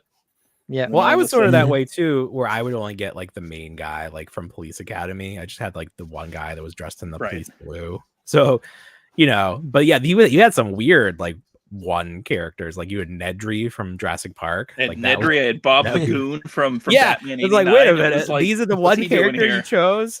Yeah, it's not Batman, it's Bob. It's not. It was drawn to Bob the Goon. That's mad. I remember as a kid as well, like when I first got my Ninja Turtles and I got a foot soldier toy, and I just remember thinking like, what am I supposed to do with one foot soldier? Like, I need at least two or three. Like, I can't just have one foot soldier. This isn't a shredder. This is like a this is cannon fodder. Like, I need a couple more. You got 4 turtles. You need at least 4 to fight the turtles. That's not a fair fight. One foot soldier just there, kind of, trying his best to kind of keep up with them. Hunched over with those gorilla arms. But then obviously we are in that kind of golden age as well, because all of these lines are coming back. So like you've mentioned, like Ghostbusters, Turtles, like all of these things are coming back. And like Power Rangers has seen this huge kind of massive kind of uplift, hasn't it? Like even the Mighty Morphin Power Rangers, kind of the original, has kind of taken this huge kind of uplift in popularity. I mean that's all over now, but for the last the last decade or so that was true. I don't know, they're Playmates now. Is it Playmates that have now got it? Playmates. So it's such a weird situation because, and this is what Bill was pointing out, there's no current media to support it. It's like, it's great to say you want kids, and like Playmates is good at marketing towards kids, but if there's no cartoon, and we've seen this with X-Men 97, you have a good cartoon, people go crazy for the toys. If you don't, people, it's a crapshoot. You don't know if they're going to care or not. No, that's that's something that the 80s, the 90s got right. Is that there was always something. There was always a physical, like a physical media to support the online, the media side of it. So they had to make a law to say you couldn't make cartoons just to sell toys. Like that's what they were doing. They were just making these cartoons to sell toys, and then someone had to be like, "This is probably not a good thing for if there's no educational value to these programs. Like, come on." So we start getting them dodgy PSAs at the end there. And today we learned all about the power of sharing. 100%. That's what happened. Yeah. Did you know that the Turtles were a different name over here? Yeah. Oh, you couldn't say ninja, right? No, too violent. Much too violent for us British folk. We're not allowed to say ninja. They had to be the Hero Turtles over here. Wow. It's so funny to me, the differences. Like over here, obviously, you get for your first birthday, they give you like an AK-47, like guns everywhere. But over there, even the cops don't have them, right? Like police don't carry guns. No, they just And then have a over very here, we censor nudity, but over there, it's different, right? Like you can see some boobies on the TV. Well, even things like Disney Plus, like I was saying, like with the Disney Plus kind of streaming service coming out in the last couple of years, like my friends who are kind of stateside found it really bizarre that we had things like The Walking Dead on Disney Plus. On Disney Like, Plus, yeah. You know, wow. and they were, my friends were like, "What?" And I was like, "Yeah, we've got like Deadpool, Disney Plus. We had like all the Netflix TV shows, like all the Luke Cages, All the like and Daredevil, licensing deals like are different. all of that kind of stuff. Like it was just another streaming service." I had to laugh because I've got the. Speaking of Disney Plus, I was laughing at this earlier. It's when you look at 101 Dalmatians, it says warning contains tobacco usage. Yeah, and I'm like they're forgetting all about the lady that's trying to kill the puppies. You know, to make a coat. You know what I mean? That's not the. That's not a problem. Smoking a cigarette. But smoking, because like, what are the chances that a child's gonna grow up and be like, I want to murder puppies? But like, they might want to smoke because it's pretty cool. And out of all of Cruella de Vil's traits to kind of mimic, it would be smoking that is the most. I mean, smoking is just cool. Like, I know it's bad for you, but it just looks so damn cool. I don't know if you guys if you have Mad Men over there, you ever watch that show? But man, what a cool time to be alive for white men. Everybody else probably not great, but like for white men, damn, that was the time to be. I always thought as well, like, with like films like The Godfather and stuff like that, like they would not, if they were made now and they weren't all smoking cigarettes in the way they were, it would not be as cool. Like, no, which it's is just a cool thing. look as... So like, and then this just popped into my head. The director of Gremlins 2, I think Joe Dante did the second one as well. He was talking about a character, the redheaded character that loves Billy and like that he works with, and she's always smoking. And he was saying how like it's great to have actors with, it gives them something to do with their hands because they don't know what to do with their hands if there's not like something. So like smoking really helped because she could like, you know, move it all over the place. Like, yeah, what do I do with these meat mittens? What do I Like, do with it's this? just so bizarre. Yeah, it's weird. It is a very weird concept. It really is. It is. Yeah. So what are your thoughts then on the kind of because with things that where they haven't got like media to go with it? So Thundercats is obviously getting a revival in the toy lines, so that's going to be coming, isn't it? It's Mondo doing it, but Mondo's doing there it, isn't a cartoon to support that. There isn't any kind of talk of any of the media kind of being re-released. Like, do you think that'll do well, or do you think it will just be? I think Thundercats is at a point where there are baked in fans and there's sort of like a quantifiable number. Like we know there are X number of Thundercat fans because we saw with Super 7 that friggin' huge whatever, the cat's lair, it got funded. And it was what, $500 or something crazy like that. So there are enough fans out there with enough money to support that. If you remember, they did try to relaunch a Thundercats cartoon, but they did it in the Teen Titans style, where it was like definitely geared towards kids. And the fans, the original fans, did not like that one bit. It did not work. It did not work at all. No, but I just find as well. Yeah, go ahead. No, you go ahead. I was going to say, like with you know, like when we were younger, like cartoons were like a Saturday morning thing, and you know it was a case of that, you know, Power Rangers is case in point that you would kind of wait all week for that next episode, or you know, especially when they had like the 2-parters or the 3-parters. Oh my god, on a cliffhanger, and you would spend the week at school talking to your friends and all that kind of stuff, and that where it's going to go. Whereas nowadays, with the accessibility of kind of like streaming services like Netflix and Disney Plus and that, like the kids don't have that focus of attention, so they will watch something and they'll switch it off for something else. So, or if they get into something, they'll binge watch it and do it all in a weekend, and then or on to the next thing. So kind of new lines and kind of new kind of pockets of media, if you like, are just kind of they have a hard time. I think that's a really important point. Yes. So this is something you and I've talked about it. Yes, this is exactly what it is. When we were kids, there was a finite number of things you could do and things you could watch, and you had to pick one of them. And then at school, it was very likely that you could find somebody else that had that same interest because there were only like 5 or 6 shows.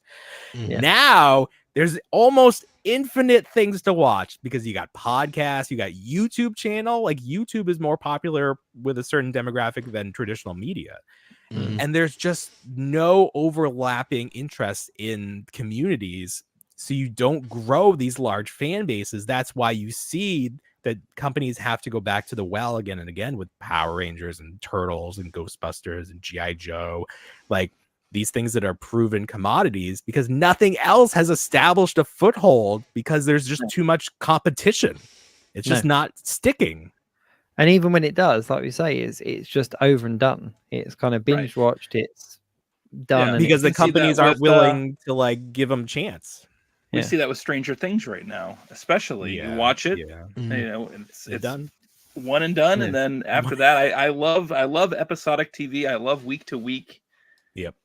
It's always been like a fantasy of mine to just build my own like personal like channel lineup, and then if something's new, and then just watch it like each night, and then come back and just go on rotation and just kind of create my own season long TV lineup, as it were.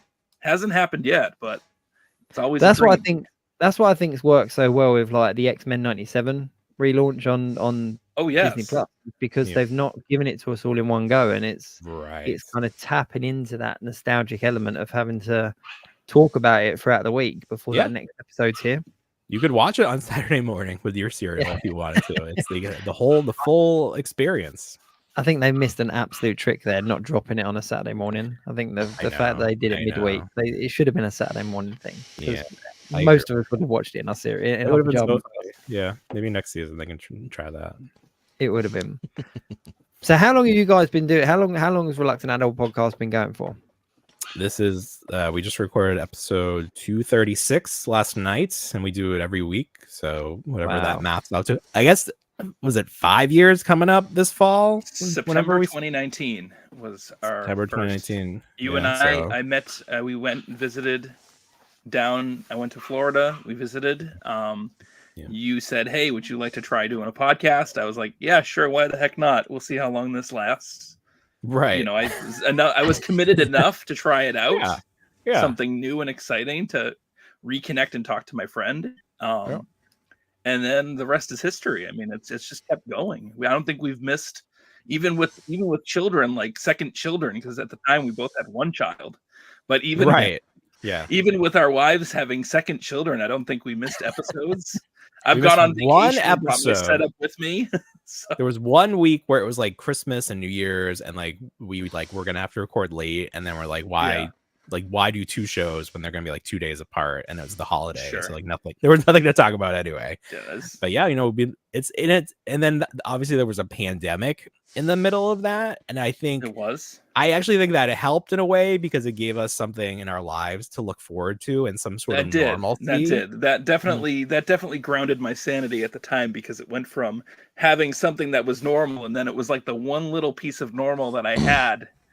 From prior to the pandemic that I could kind of hold on to and like just kind of vent through the week with all the weird stuff that was going on. So and then we started. Oh, go ahead. No, carry on. I'm interested. I was just gonna say, and then we started integrating video, and that's really evolved. And then we're on TikTok is where we get the most engagement, like the most views. Yeah. So that has like I think we would have kept doing the podcast, but I feel like it's like re-energized it in a certain way, and then we put more like effort into the production of it because it's seen by so many people on there. I found you guys through TikTok when you were using the when you did the effect where it zooms out and it's AI. You were using that on your shorts for a long time, and it was through that I discovered you guys. That's how I came across you. Yeah, that was a lot of work. I mean, well, also the tide sort of turned on AI where people don't like it. So everyone hates it now. The best one that you did was the one where you were talking about Laura Legends, and it zoomed out to that really weird photo of her. I'm like, I'm looking going, it's something she would wear, but I don't think that's her.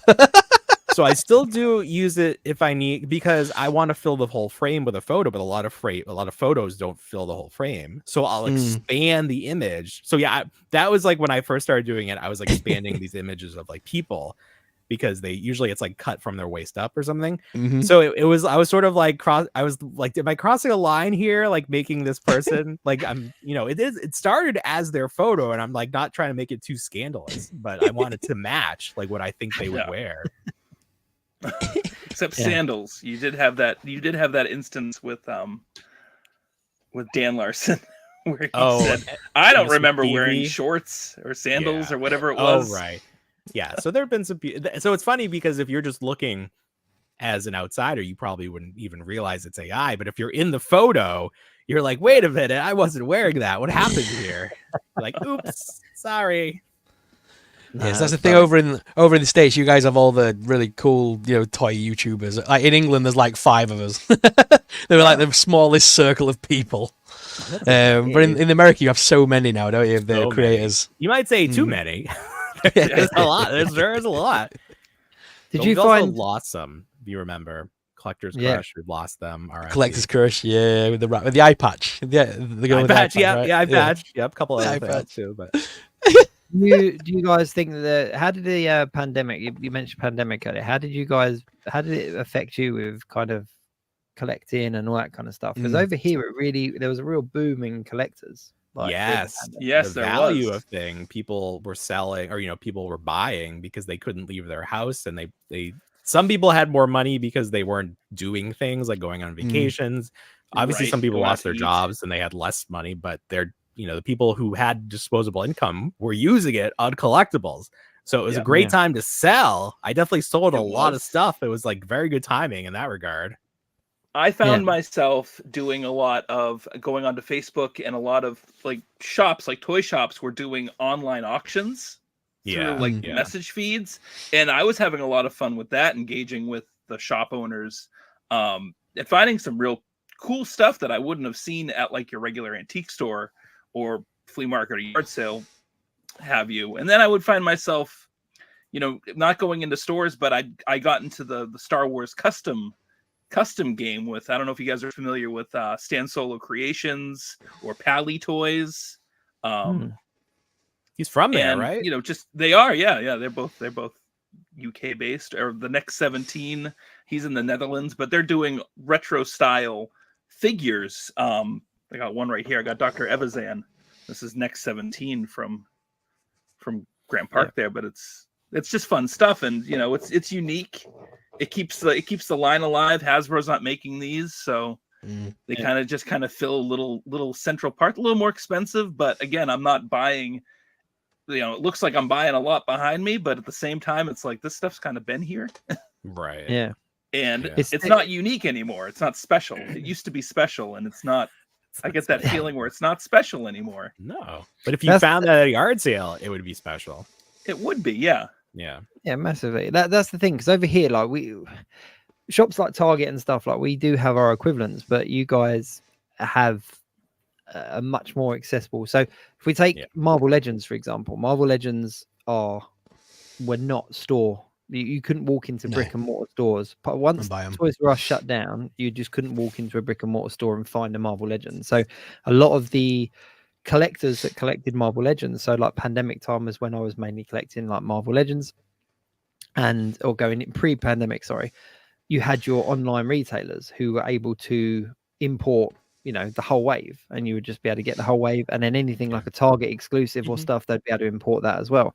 And then going into the pandemic, we had all these people that kind of became collectors, but it wasn't about the hunt for the toy or the kind of the history behind the toy. They just found these online retailers and were able to order caseloads of these figures, and the markets and the groups and the communities for these different toy lines just absolutely boomed. And then once the pandemic died down, it was all these people kind of left with figures that they didn't want. So the value in them just dropped, like absolutely dropped, which is crazy. I think toys only second to collecting cards.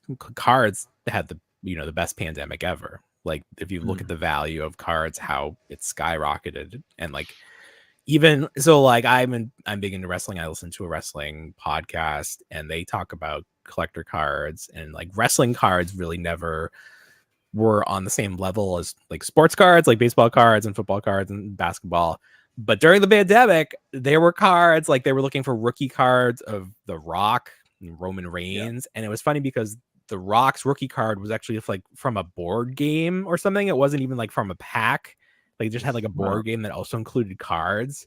So there were like all these weird, like card collecting seems like an insane world. Remember we went through that short period of time, Paul, where everyone was trying to buy up the original Pokemon? Marvel series cards. No, the Marvel series Oh. cards, like series 1 of the Marvel cards, and they were doing like pack breaks for them. Oh, for like the holograms and everything, and Wow. it was wild because it was like I was getting this stuff back when I was like a 10-year-old, going to comic shops and collecting cards. So I was like, I already have all these. You're telling me that this set, if it was still in the box, is worth like $400 just so some guy can go online and break the box in front of an audience? It was wild. The card breaks were an insane concept to me that I never really was able to wrap my head around. But like, it was something to do. It's like it anything, spawned whatnot. Like they created an entire brand or like platform from the idea of you having people on camera selling things. Like it's QVC basically. They recreated QVC. Yeah, 100%. Modern world, yeah. Do you guys have QVC over there? Is it called something? Yeah. It's called it's QVC over as well. It is exactly so. Oh, I have a question for you. The last letter of the alphabet, how do you pronounce that? Z. Z. Yeah, okay, there it is. That's the funny one. Because on Power Rangers, the villain is Lord Zed. It's Lord Zed. But did you think his name was Lord Z because it's Zed? Is it just like the letter to you? I guess it's spelled out ZEDD. But is that like in your brain is like, oh, just Lord, like Z, like his staff had a big Z, like he was just Lord Z? No, so for me, it was just Zed. He had a Z on his head, and his name was Zed. He's got a Z on his head. Yeah, exactly. He's a Zed head. Writing. There you go. That's what I wanted. Zed doesn't even stand for anything. His name is Zed. That's see, but like I'm saying Z, you're saying Zed. It's the same thing, tomato. Yeah. But it's the language is such a funny thing. The English language. Oh, it's crazy. I'm looking forward to coming out in September because obviously at the Universal, obviously you guys call it Harry Potter and the Sorcerer's Stone. We call it Harry Potter and the Philosopher's Stone. So all of them, it's the Philosopher's Stone in England. So you come to America and I can buy all the merch that says sorcerers rather than philosophers. Oh, well, those are two totally different things, aren't they? I know. Yeah. What? I never understood why there was the change. No, it's a weird change, that one. Oh, so you're saying that it was like originally over there was philosopher and we changed it to sorcerer? Yeah. Correct. Yeah. Well, obviously a sorcerer is cooler than a philosopher. A philosopher doesn't mean anything magical over here. It's like it's like Disney with the whole Zootopia thing. Like I think you call it Zootopia, we call it Zootropolis over here in England. I like Zootropolis. I saw that on Netflix once or Disney Plus. It had this. My wife would have like, liked wait a it minute. more if it was Zootropolis. Yeah, Zootropolis is a much better name. Like, I fell asleep during that movie. I mean, there's very few movies I fall asleep at. That for some reason, I dozed off. It's a good movie. That's the one with the fox, right? The Fox and the Rabbit. Correct. Yeah. And they I'm never sure definitely what it's have called. relations. They definitely have relations. There's a lot of questionable stuff going on. Sly Fox. I tell you what, talk about Power Rangers and coming over the pond. 2 of them are over here at the moment. The original Mighty Morphins. Yeah, you can They're keep over them. here. Which 2 are they? One of them can't leave the states. One of them can't leave the states legally, so it's probably not that one. Yeah, we're not having Red. You can keep Red. No, you can keep Red in his little slogan T-shirts, wherever it is he's selling now. Oh, God. What a disaster. Wasn't it like powerful quotes from people or something? I don't know. Yes. We got black and blue over here at the moment. Okay, those 2 are still good as far as I know. They travel quite a bit. Yes, the convention they've done circuit. a 2-day con. But no, I didn't travel up to them. They're a couple of hours away, and I was like, I don't know if I can be. I can't be bothered. Can't bother with that. But funny enough, though, like a lot of people were saying like the first day that they were at the convention, it was really positive and really happy and the rest of it, and then the second day was really negative, and they were just kind of at the end of their tether and just kind of signing and moving on. And it was. I mean, I do cosplay horror icons, so I do Jason Voorhees, and we had a booth we went to a convention, and convention burnout is a thing, I gotta tell you, because it's like after day 1 was exciting, you're there, you're invited, you're like, hey, we're part of this experience, we're a part, and then day 2, and you're like, and then by day 3 we're like, we're done, we're finished, we want to leave, can we contractually step away from this convention? So I can understand that. Wow. Yeah, That's the thing. It's a shame though, isn't it? Because it's like a it's a big thing for if they're going on the first day or the second day, they're meeting their person. They're meeting the person that they've queued up for and stuff. There was a big thing about that with who's the guy that played Billy on not Billy Eddie on Stranger Things. Yeah. I can't think of his name off the top of my head now. He's going to be the Human Torch and the new Fantastic Four. Yeah, he is. Yes. But he was at a convention here shortly after Stranger Things, and they had obviously booked him for the convention before Stranger Things, before the whole Eddie thing and the Eddie fandom went on. And they tried to milk that cow for as much as they could, to the extent where people were complaining about how he was being treated and stuff like that. So how his convention burnout must have been was crazy. Funny thing, we had kind of similar to that. We had a local horror convention, and Norman Reedus, who played Daryl, was going to be there because it was still the first season of The Walking Dead hadn't even debuted yet, and he got pulled away so he could do a New York convention for Boondock Saints. But it was just a wild thing because at the time it was we were getting Norman Reedus at this convention, but you think 5-6 years down the road, the same convention probably couldn't book the guy to save his life. It was it's like this guy's a superstar again. Yeah.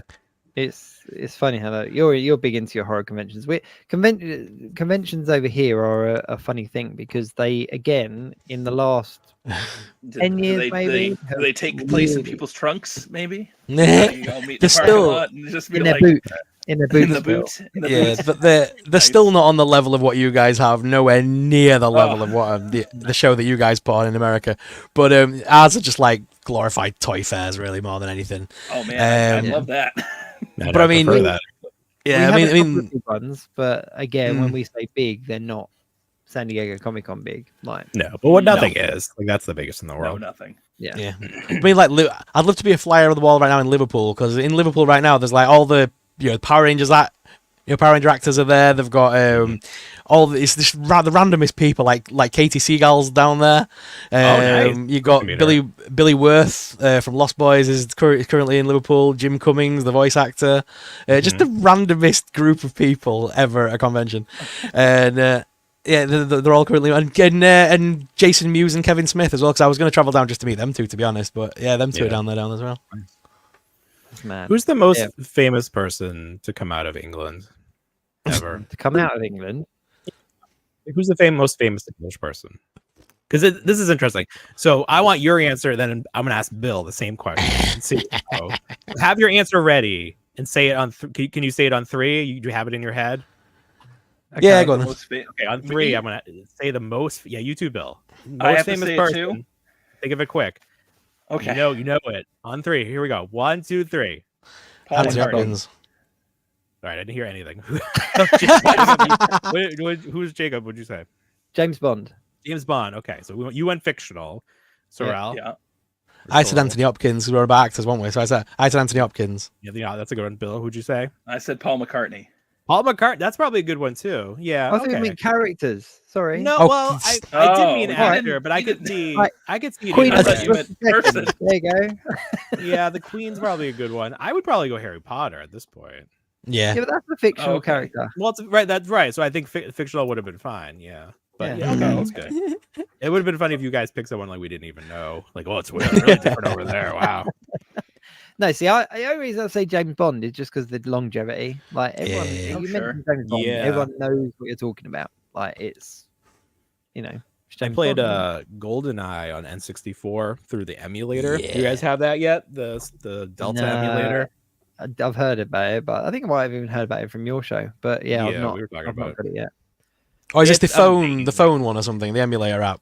Yeah, you can get it from the App Store if you have an iPhone now. It's the first emulator on the App Store, and you can just download any of the up through N64. You can download any game for a Nintendo system. So I was playing it. I bought the extra controller that you snap your phone into, so it's really playing a video. It's amazing. I have a Switch. Bought it for my kid, and I was playing it more than him. But now I'm just playing old N64 games. It's much more fun. We were talking about that. We had a kind of a 90s show a couple of weeks back, and we were talking about GoldenEye on the N64. It was just a different level of game, a completely different level of game. Yeah, totally different.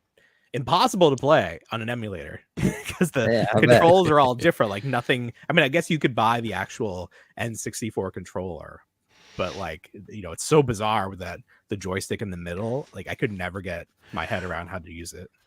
Well, it's when they re-released it for Xbox recently, and it was weird to play on a regular controller now rather than not having the dodgy trigger button. And Exactly. It's weird. Crazy. that opening music is still one of the best. Like that kind of pause, not the opening music, sorry, the pause music, the pause menu music. Pause music, yeah. Doom, doom, doom, doom. It's just like, it was mellow and I had GoldenEye on the N64 and I played it to death, but I mean, my favorite game on the N64 that I played the most of it's got to be Pokemon Stadium. I'm sorry, but it was. Okay. I loved Pokemon Stadium so much. I haven't got to that one yet. I've been playing Pokemon Snap, which is if you want to be a photographer, it's honestly the best game because it really teaches you like composition because you got to get the Pokemon in the middle of your photo. It's so great. Wow. I love it. Wow.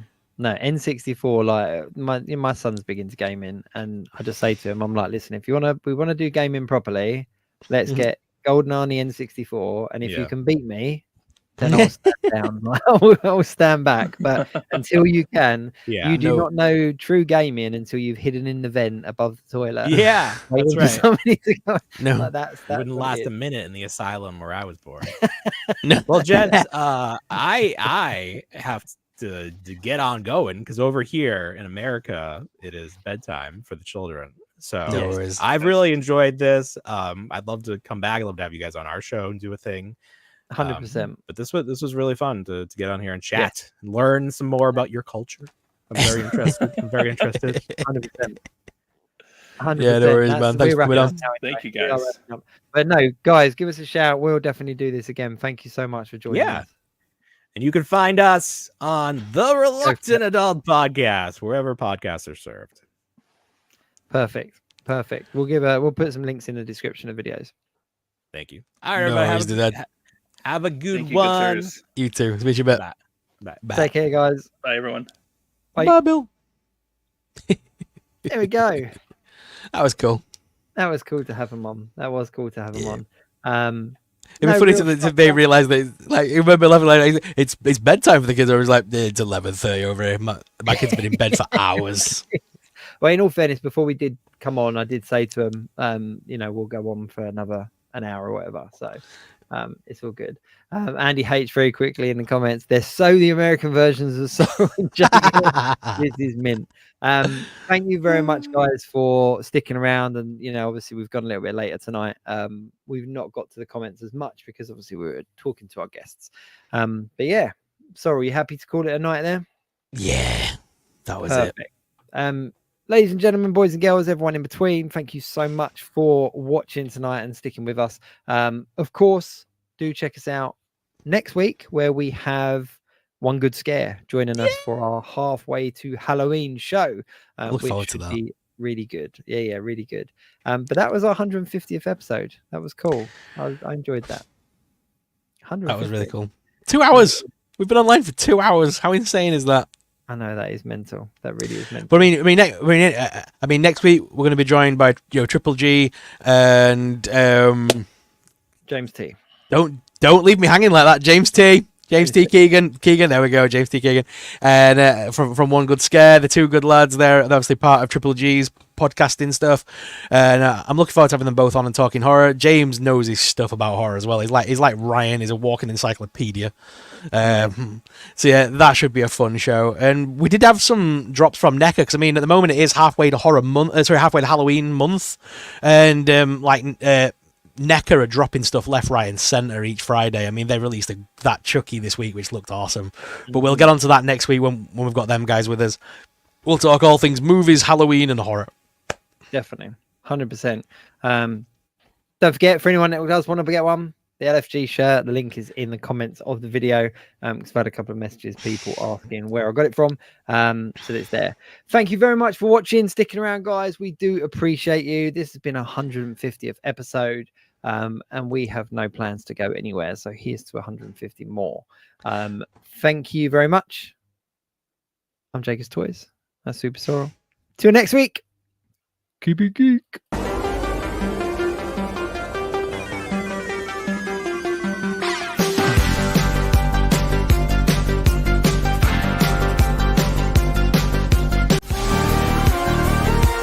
Thanks for watching.